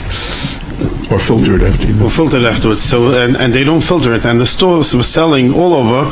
They were selling these filters for must to take away the haven, the pieces, but not to take away the bugs. I was mefarsim. I just want to mefarsim it again because some people hear this, some people hear that. That you have to get a sifter that holds the bugs from going through to the juice. Otherwise, it could be in a bottle. It could be a nice couple of amount of telon. I've seen myself. How do we know on the grape juice that we buy in the store it doesn't have a portion of it concentrate? Because, if you buy a bottle of grape juice for $3, $4 or $5, I mean, it's like a half a case of grapes. It's an excellent question, and I hate to keep coming back to it, but MPGS had the Balabas from Zev Rothschild's was a huge Ayved, a huge Balachrayas, and he wanted to Seltzer to the Keilim Mikvaos in Lakewood, the highest possible thing, and that's why we make our own grape juice. Now people come to me, you take a bottle at a liter and a half, it costs $8.75, and it's zero markup. That means that we go to a winery up in the country in Ellenville. They make Armon there. That's what we use. We take the grapes, we squeeze the grapes, we put it in a bottle, and we bring it home. And it costs $8.75. So people say, why does it cost so much? I said, you know what? This is what it actually costs. If you can go to Costco and buy 2-3 gallon things for $4 or $5, the question is not why it costs so much by us. The question is why it costs so little there. There's another problem, is that every single harvest of our grape juice tastes different, because the Metzias is that what makes the taste is the sugar content of the grapes, and the grapes are affected by how much it rains and how much sun they have. If there's a lot of rain and a lot of sun, it'll be very sweet. If it's an umadik, if it's not a good time for the harvest, it'll taste less sweet. So if you have a grape juice that every single time tastes exactly the same, or looks exactly the same, they're not coming out of grapes. I mean, they're coming out of grapes, so it's coming out of a lot of other things too. I have no idea what the answer to that question is. I can just tell you what we do and what our Metzias is. On the same note, we know that the Arizal says that they need to work hard and schwitz by the matzahs. The Taz brings it down, Hilchos Pesach. So there's a lot of Yidden that make their own chaburas to bake matzahs. Now some of them go down to professional bakeries and they just do what the Rosh did. They were mazaras, the people that work there, to do it correctly, to say Shem Matzah Mitzvah, to be careful not to do things that you're not supposed to do during the matzah baking. But there are other people that take chaburas of people that are unexperienced and they don't know what they're doing, and a lot of times the matzahs come out very problematic. Is it because the connector? Is it because those are Velga? Is it because the Shiva? Or a combination of all the three together? And since you have experience in matzah, I'll let you. There are more problems than that, because on the grubber side, you're not going to run into those kinds of problems. The problems are when you look, if somebody makes a Chabura Matzah and they end up paying literally twice as much per pound because they want it to be Azel Elu Leila, they need to know what exactly it is that they're doing. We had this year a young man. His name is Shimon Dollinger.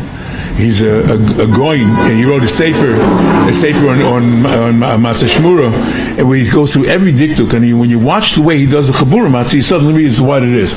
That means not only is it a question that you give acht on the workers, that the guy in the middle of his working doesn't touch his earpiece to talk on the phone while he's in the middle of it. And not only does it make sure that nobody should be talking, and not only does it make sure that they change the shetzel, the things to make sure that these are pratim that nobody, who cares?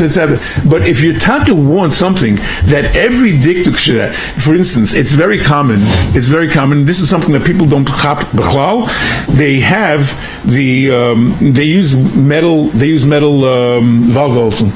There are many places, some places still use wood, but the metal of alcohols, and what you do is, after the tish, between each tish, they'll go to the sink to wash up, and they wash their hands, and they wash the alcohols, and they dry it up. That's very good. And while they're drying it, what do? They take what would you do if you're drying your hands? You take your alcohols, you put it under your arm, and hold it like that while you're busy. But your shirt, there was last time, and the last 3 hours, you're sticking it under your shirt. You make sure there's nothing. Are you being guided? Don't do anything. Not touch. You don't touch your pockets. You don't touch your.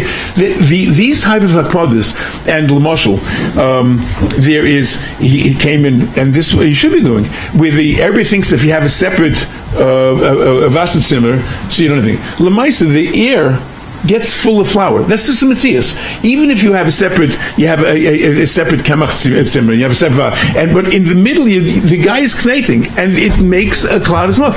And to make sure to take off the filter, to change the thing, to make sure, for instance, that if the dough, especially in the morning, until the people warm up, the machine until stuff warms up, it's harder to knate the dough. It's harder to valda the dough. To make sure to be on top of the formula. A little less water, a little more water, will make it easier, because if it takes longer to do that, that means that the shulchan starts choking because it takes longer to get it through. When it finally does get up there, it's sitting on the table. And these are all these cheshbainis of each and every step. So if you're talking about, is it kosher without it? Absolutely, it's kosher without it. Are you getting the hidurim that you want without a person who is a baki nifla in every single detail of that? This is something that you have to make sure that the Reish Chabura is aware of all these details. For approximately 25 years ago, before Positive and Boda came out, all those companies, there was a lot of products on the dough, Fresh Express, many so-called Hechsherim, and then Igishter sponsored then a Kolkaida, which was all type of Rabbanim, like Rav Graham Shlomo Miller, Preskerot, the Satmar Rebbe of Belsky. It was all Rabbanim universal, like 50 Rabbanim that signed that all vegetables cannot be trusted with washing systems, not just Roma lettuce, all different types. And after that was created Boydek and Positive, they're trying to do the best they can. Today, lessons, you see all different companies coming out, all different type of leaves, all different type of vegetables, and what could a person rely on? What can he rely on? It's an excellent question, I'll tell you the truth. That's why the only thing that I keep on top of is only the three things is romaine lettuce, iceberg lettuce, and cabbage for coleslaw. Other things, and what they start with, these arugula and biblas, these types of things, just each noisa needs its own bikiyas, and as you're saying, it's not clear that the people think, oh, I can do this, I can do that. There's no tzushel where they do it, how they do it, the different types of infestations they have, the different seasons of infestations, the places where they grow, what the infestation is by the different places. You're right. And again, I've said it before, I'll say it again. You are your own Rav HaMachshir. That's if you decide you're going to use this stuff. I mean, I can tell you clearly, there was a commercial lettuce place that used to have one Hechsher, and an executive who had been with them before came back and says, why is it so expensive? So at that point, the Hechsher said, because they go down to the fields. They said, what, are you crazy? We never used to do that. And they got rid of that. They took a Hechsher that doesn't go. They take one, maybe two heads out of each unit. A unit comes in from the field. It's 4 by 4 by 4. You have thousands of heads in there, and they check maybe 2. So and you have the hotels who they take cases and cases, and they have somebody. My brother was in France recently that there's many storim that people make for big tziburim, either big families or even big chatzos hakodesh of rebbes. I myself saw a different year that they brought from. They don't want to have washed with soap or something. They want to have So they brought a whole crate full of boxes, these wooden boxes, straight from the market, maybe 100 or 200 Roma lettuce. So I asked one of the heads of the Keilim, Chassidish Keilim, I asked him, what's pshat in that? Yeah, we take 2-3 bachim, they check it out. I asked them, they know how to check, they know, and they sit 2 days and the whole oilam eats that Roma lettuce. So I say, what's pshat? We did the best what we can. We do the best what we can. I say, what does that mean? People are going to tzaddik to eat, and they're eating to lam. People don't know that, like, what kind of... So that's why there's an irgun shir tevet to be mefarsin. You're right. And it's and again, it's because people demand. Baruch Hashem, I don't think I've ever eaten a rugel in my life. So, if people, why do they sell it? They sell it because they don't sell it because people don't want it. They sell it because people want it. So if people will understand they don't want it, it's not good, they'll stop selling it. That's the only thing that's going to stop them. There's one more item that people say you don't have to check. They buy it from the supermarket, they put on top of the fish all these type of lettuce, and they say they don't have to check. And then I ask them, then they start bringing different ones that don't even have a Hechsher and don't even have any washing system at all. Right. And the ones that say triple washed are triple bugs. It's nothing. They leave the bugs in there. How is a regular layman Auerbach supposed to know which Hechsher is good or not? You ask your Rav? That's the easy way out. Well, the Rav, it's not clear that if you have this discussion, it goes under the heter of Tevilah. It's more geschmack to talk about this Lashon Hara than Tevilah. But your Rav certainly has not only a heter Tevilah, but he has a chiyuv Tevilah to find out what it is. People have to start giving the Rabbanim a hard time. They have to start making them earn their money. They have to ask them questions, and if they don't have answers, they have to demand that they get answers. There's no one person, even the Irgun, is not going to be staffed sufficiently to answer questions for the entire Borough Park or Flatbush or Borough or wherever. And the people are one of the reasons that Klal Yisrael is broken up into kehillas, because there are manhigim in kehillas who have that responsibility. It used to be that. I could tell you a story without all the details. I was once involved in the Shiloh, and it's the whole thing. And it took mamish till 12 o'clock at night. And my cousin, I said, it wasn't your problem, but I'm your cousin, so it was your problem. I said, but it wasn't your problem, but then we went to somebody else. And what was he patching till 12 o'clock? So he said, because we took Shemesh by Rav Naish, L'sachan al-Bracha. And I don't know if you remember Rav Naishlis. He says, by Rav Naishlis, the first thing he told you, that is, when Yid has a problem, it's your problem until you take care of it. Zehu. And that was the Mulligan Rav.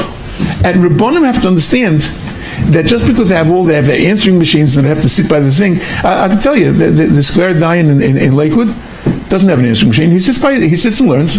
He sits and learns by his desk with the phone. If you have a shiloh, he's there to answer it. And there's a certain sense of responsibility that Rabbanim have to understand. That's their responsibility. And if they don't know, they have to find out how to know. That's all. And they shouldn't think it's Lashon Hara. I have a meister of Yechezkel. I went to him many years ago, over 20 years ago, and I told him, so he says, setz dich, ich will the Zeilen der Masse. If you don't mind, I'm saying it in Yiddish a little bit, because that's how I heard it from him. Der Chofetz Chaim hat einmal gemacht Asifes Arabonim, und sie gewähnt dort Reb Chaim Oizer, gewähnt der größte Ruf in Wilna.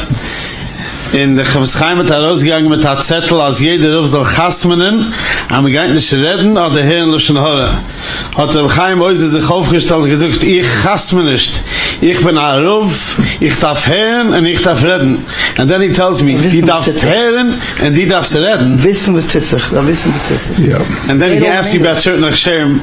I should tell him all the Lashon Tov. No one should understand.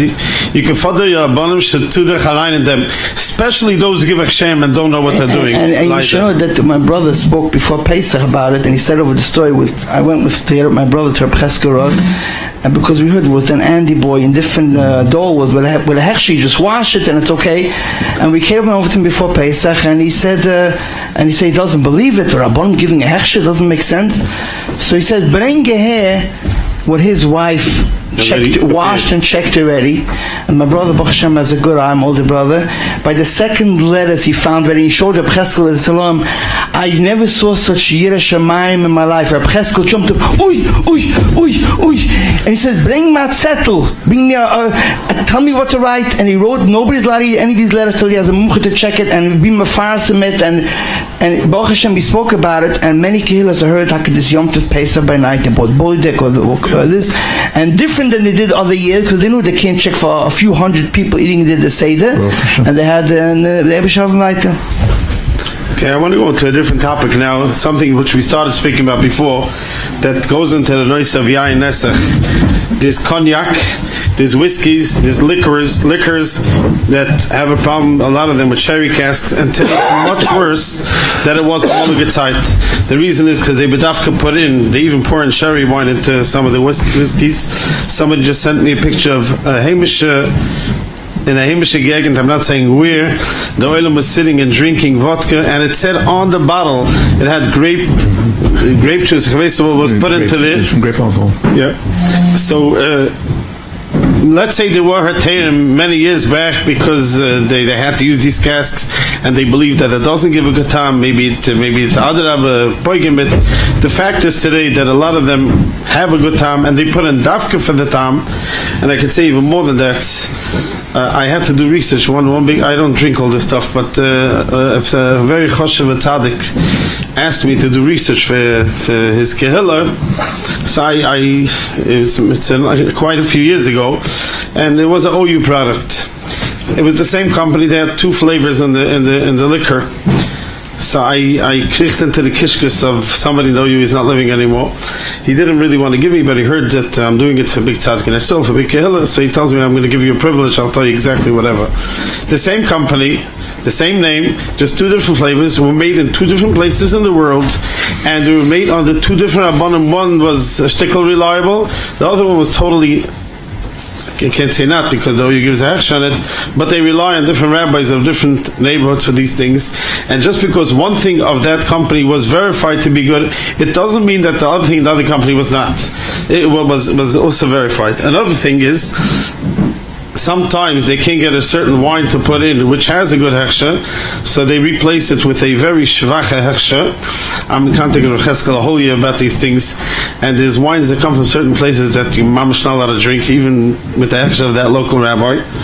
And sometimes they have no brera, and they let them put it in, and they take off one name that's from the 5 names in the bottle that's good, and the oilam doesn't chap. This Rav asked me to be mefarsim it Mizmanoi a few years ago, that my name is usually in the bottle and people drink it because of me, and the whole world they drink it, the Heimishe oilam, the good oilam that cares, and now my name is not on it for a reason, and the oilam doesn't chap that my name is omitted from this production because of that.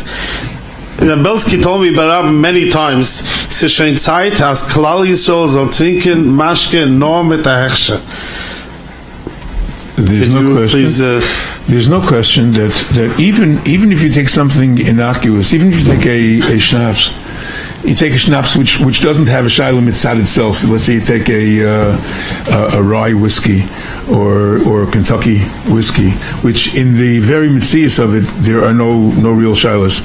But the problem with a davar charif, with the liquid that's a davar charif, is that when you store it, when they're using it, when they're bottling it, since it's a davar charif, it is mavliya and maflit very, very quickly. In 20 minutes, you already have a problem. You can have 10,000 gallons in a holding tank, and they take a break for lunch, and by the time they come back, it's already considered belua from these keilim. So if you have a company that has both kosher and non-kosher, you're playing with fire and waiting for a problem to develop.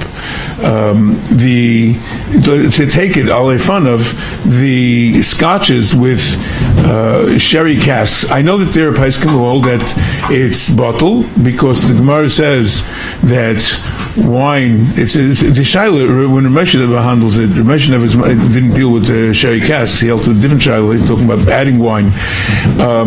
There was a shaila whether you say it's the shar mashkim, also whether it's chad b'sheish.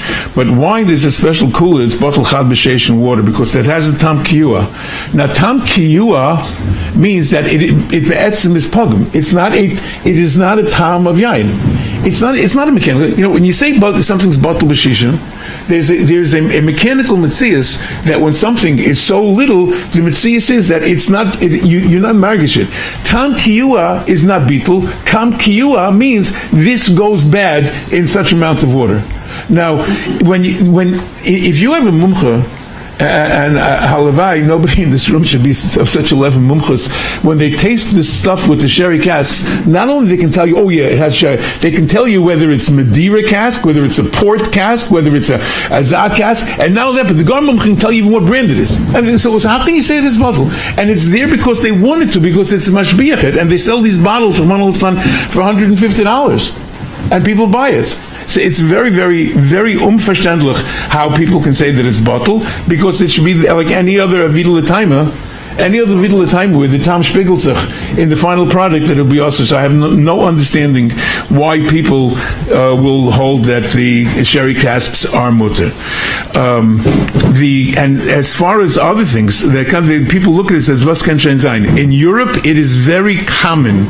There are two very big problems that are very common in Europe. One is vodka they make cheap vodka, so in order to take away some of the harshness, they put in glycerin.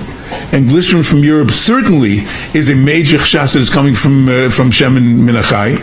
And the other problem is that in many places in Northern Europe and in New Zealand, they make alcohol out of the whey. When they make cheese, they take the whey and they ferment it into alcohol, and they use that in the products, and it's mamish a bigger shilas than that, than Stam Yenim. And I don't understand how people use schnapses without. And as Rav Belsky said, when it used to be that you had nothing, you took old Overholt, when you were a kid. That's what has to be every kiddush, yeah? But now, Baruch Hashem, there are enough places and not only that, but they have wines and stuff with good Hechsherim. So you won't have the, super duper stuff. But what you're getting is kosher. We don't encourage smoking, but there's a new type of smoking in the past few years called vaping, and we were fastened with many different rabbonim, and I know other Hechsherim too, that vaping needs a good Hechsher, not only for Pesach, but for whole year. What are the chashoshes? What are the problems with vaping? What vaping is that basically what it does is it takes that juice that you put into that little machine, it takes that and it explodes it into a mist that you take into your mouth. So what you're doing is actually taking that and you're making it into something that you eat. The only shaila is not whether it's kosher or not. It certainly has to be hechsher. The shaila is whether you make a bracha. I don't understand why people don't have to make a bracha on it, because you have a hanas gairin. It's no different than taking a candy and sucking one suck on a candy with no shaila that if you have a hanas gairin you have to make a bracha. Hold on. No, so people all the time, and I got to tell you that before, for the last 3 or 4 days before Yom Tif, I was fielding well over 100 phone calls a day. People calling up with Fashidna Shailas. The most common Shaila was about smoking. These kids are calling up. But here's another problem. So I can't imagine anybody in their right mind saying that vaping does not require a good hashgach and that you cannot use the Pesach. The bigger shaila is like this, which I am not going to take an opinion on. There is a metzias that all tobacco products have flavors added to them when they're processed. That means that during the drying process when they take the tobacco leaves and they harvest them and they hang them up to dry, they spray flavors on these things. According to the flavor companies with whom I worked, they say that all tobacco, now there could be some of the fine Cuban stuff in Dominican, these specialty items don't, though sometimes they're soaked in wine, by the way. But it is certainly so that you have to assume that a stam tobacco product has some type of flavor mixed in. During the year you can say that it gets burnt, but on Pesach I do not know why people use tobacco, and you'll have to speak to your own Rav about that, but it certainly has some sort of chashos of kidneys, and the difference is that kidneys not osir shloi derech ha'anasai, but chametz is if it runs into that. Since a lot of people are on diets, and one of the things that they follow is they have to chew gum a lot. So there used to be a good gum with the Badatz's Hechsher, and the Badatz took off the Hechsher, but I found out that the chewing that comes from the Must company in Germany that has a Hechsher which Rav Olam here does not rely on, if they know what they're doing, the Badatz of Manchester, I think it's called. Igdar bottom something, yeah. But the company itself, I heard from somebody who went through it. It's good. Is there any other gum that's lechatchila for those who need it? It's very difficult to use the word lechatchila on something that when Rabbi Kamenetsky came to America, he saw somebody that was on the subway or on a bus. He saw somebody chewing gum, and he came home and he told his rabbis, and he saw this person with this horrible machla. They were out there in public chewing like a cow. So it's difficult to understand why anybody would want to do this to themselves. But if for some medical reason, if your psychiatrist tells you have to chew, there are in fact a few gums that are without a shaila. There is something called Wrigley's and something called Orbits with the KF on the original label. Those are made with hashgacha tzmidis from the Federation, and I think that those are perfectly fine. The other one that you said about the must is very marginal. The hashgacha on that, I would not recommend it. Okay. Breath strips, mouthwash, toothpaste, mint floss, such things. Of course, if somebody can use with a Hechsher Avada, it's recommended. But let's say somebody can't get with the Hechsher, or for whatever reason needs something else. What does he need to verify before he uses these things and puts them into his mouth? And while I'm talking, I just want to refasten something here, which I was refasten in the middle of Pesach. Quite a few supermarkets. Someone called me today about that. Terrible. Quite a few supermarkets put out on the Pesach section a company called Mint Teva, something like that, with a very good Hechsher for the square Besden, and it's a very good quality mouthwash. I heard from people that used it, and it was in the Pesach section. And somebody in my family realized that when they saw this bottle that it doesn't say kosher Pesach on it. So it was the middle of the night. I called up the square Besden. Actually, it was past 1 o'clock at night, and I asked him. He said it's not kosher Pesach. I said, could people use it anyway? He says no. So I went. I was in Mefarsim. I sent out messages all over that there's a problem with this. Now I don't know whose fault it is, but it's not the square Bez's Hechsher fault because they didn't do anything wrong. They didn't write kosher Pesach on it. You have to look, but all the stores thinking that this is a kosher thing with a very good Hechsher, thought that they could put it in the Pesach section, and some stores still have it now in the Pesach section. So that's alert to Pesach. But now let's talk about for a whole year. There are two different types of mouthwash because there are two different philosophies of how mouthwash works. You have something like Listerine. Listerine says the only way to get rid of reich hapeh is to burn out the bacteria that cause it. So the Listerine bottle is over 50% alcohol, and when you gargle with it, it's not geschmack, but it works because it kills all the bacteria. The place where they buy, they have different places where they manufacture. If you buy the ones that are manufactured in the United States, the place they get their alcohol from is kosher. It's kidneys. So I see no. You speak to your Rav about whether you can take a mouthful of kidneys alcohol because of that. But during the year, it's perfectly fine. The flavor is the mint flavor, especially is mashgiach. It's not a problem. There's other types of mouthwash like Scope and Colgate, those things that have in it a velt of glycerin, because instead of burning, they know that people don't like to burn out their mouth. So instead, what they do is they take a geschmack smelling thing and they wash out your mouth and hope it stays there. The way they make it stay there is with glycerin, because the glycerin sticks to the inside of the oral cavity. So you have to make sure that it is kosher glycerin. Anything you put in your mouth that has glycerin, you have to make sure that it is the vegetable glycerin that you're using. So that's as far as mouthwash. Toothpaste, there are both Crest and Colgate use vegetable glycerin. They're a kosher toothpaste. Without going to Adwe or Orbital, that don't work. But even if you take Tom's of Maine, which has an OU, it's an effective professional dental care product, and it's kosher. Why people should not use it, I don't know. The floss is no question whatsoever. Certainly a mint flavored one, you're never going to have a problem, and you can use that without a Hechsher any time. They tried out the Advi and they compared it to other ones and it got to work better. So there you go. Okay. if you have with a Hechsher like Advi, why do you have to buy those that don't have Hechsher? You don't know how they're going to change tomorrow. Okay. The mouthwashes from those companies that you mentioned is not good? They have to be checked. I spoke specifically, Colgate and Crest, I was talking specifically about the toothpaste. Yeah, I think that's the mouthwash also. I happen to be a big fan of Listerine. That's right. So, Airplanes, airport lounges, and hotels. If I can put them together in one shot, because we're running out of time. Yeah. Airport lounges. People don't realize that they sit in the back. They don't have real kitchen. They have mamish like a little heifel over there where they slice up all the stuff, the fruits, the vegetables, the treif, the meat, the sandwiches. It all gets done on the same surface with the same knives, same everything. So things that are cut up are certainly a problem. If you are zeicher to sit in the lounge and you want to take a whole apple or a whole banana, that certainly you can do. Size, right.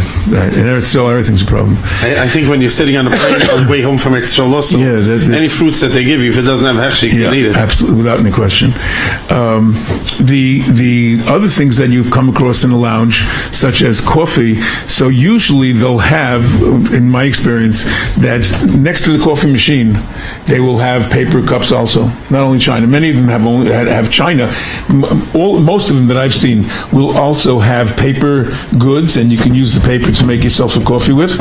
Other than that, you run into real problems. I mean, it's no different than the Kashrus did anywhere else.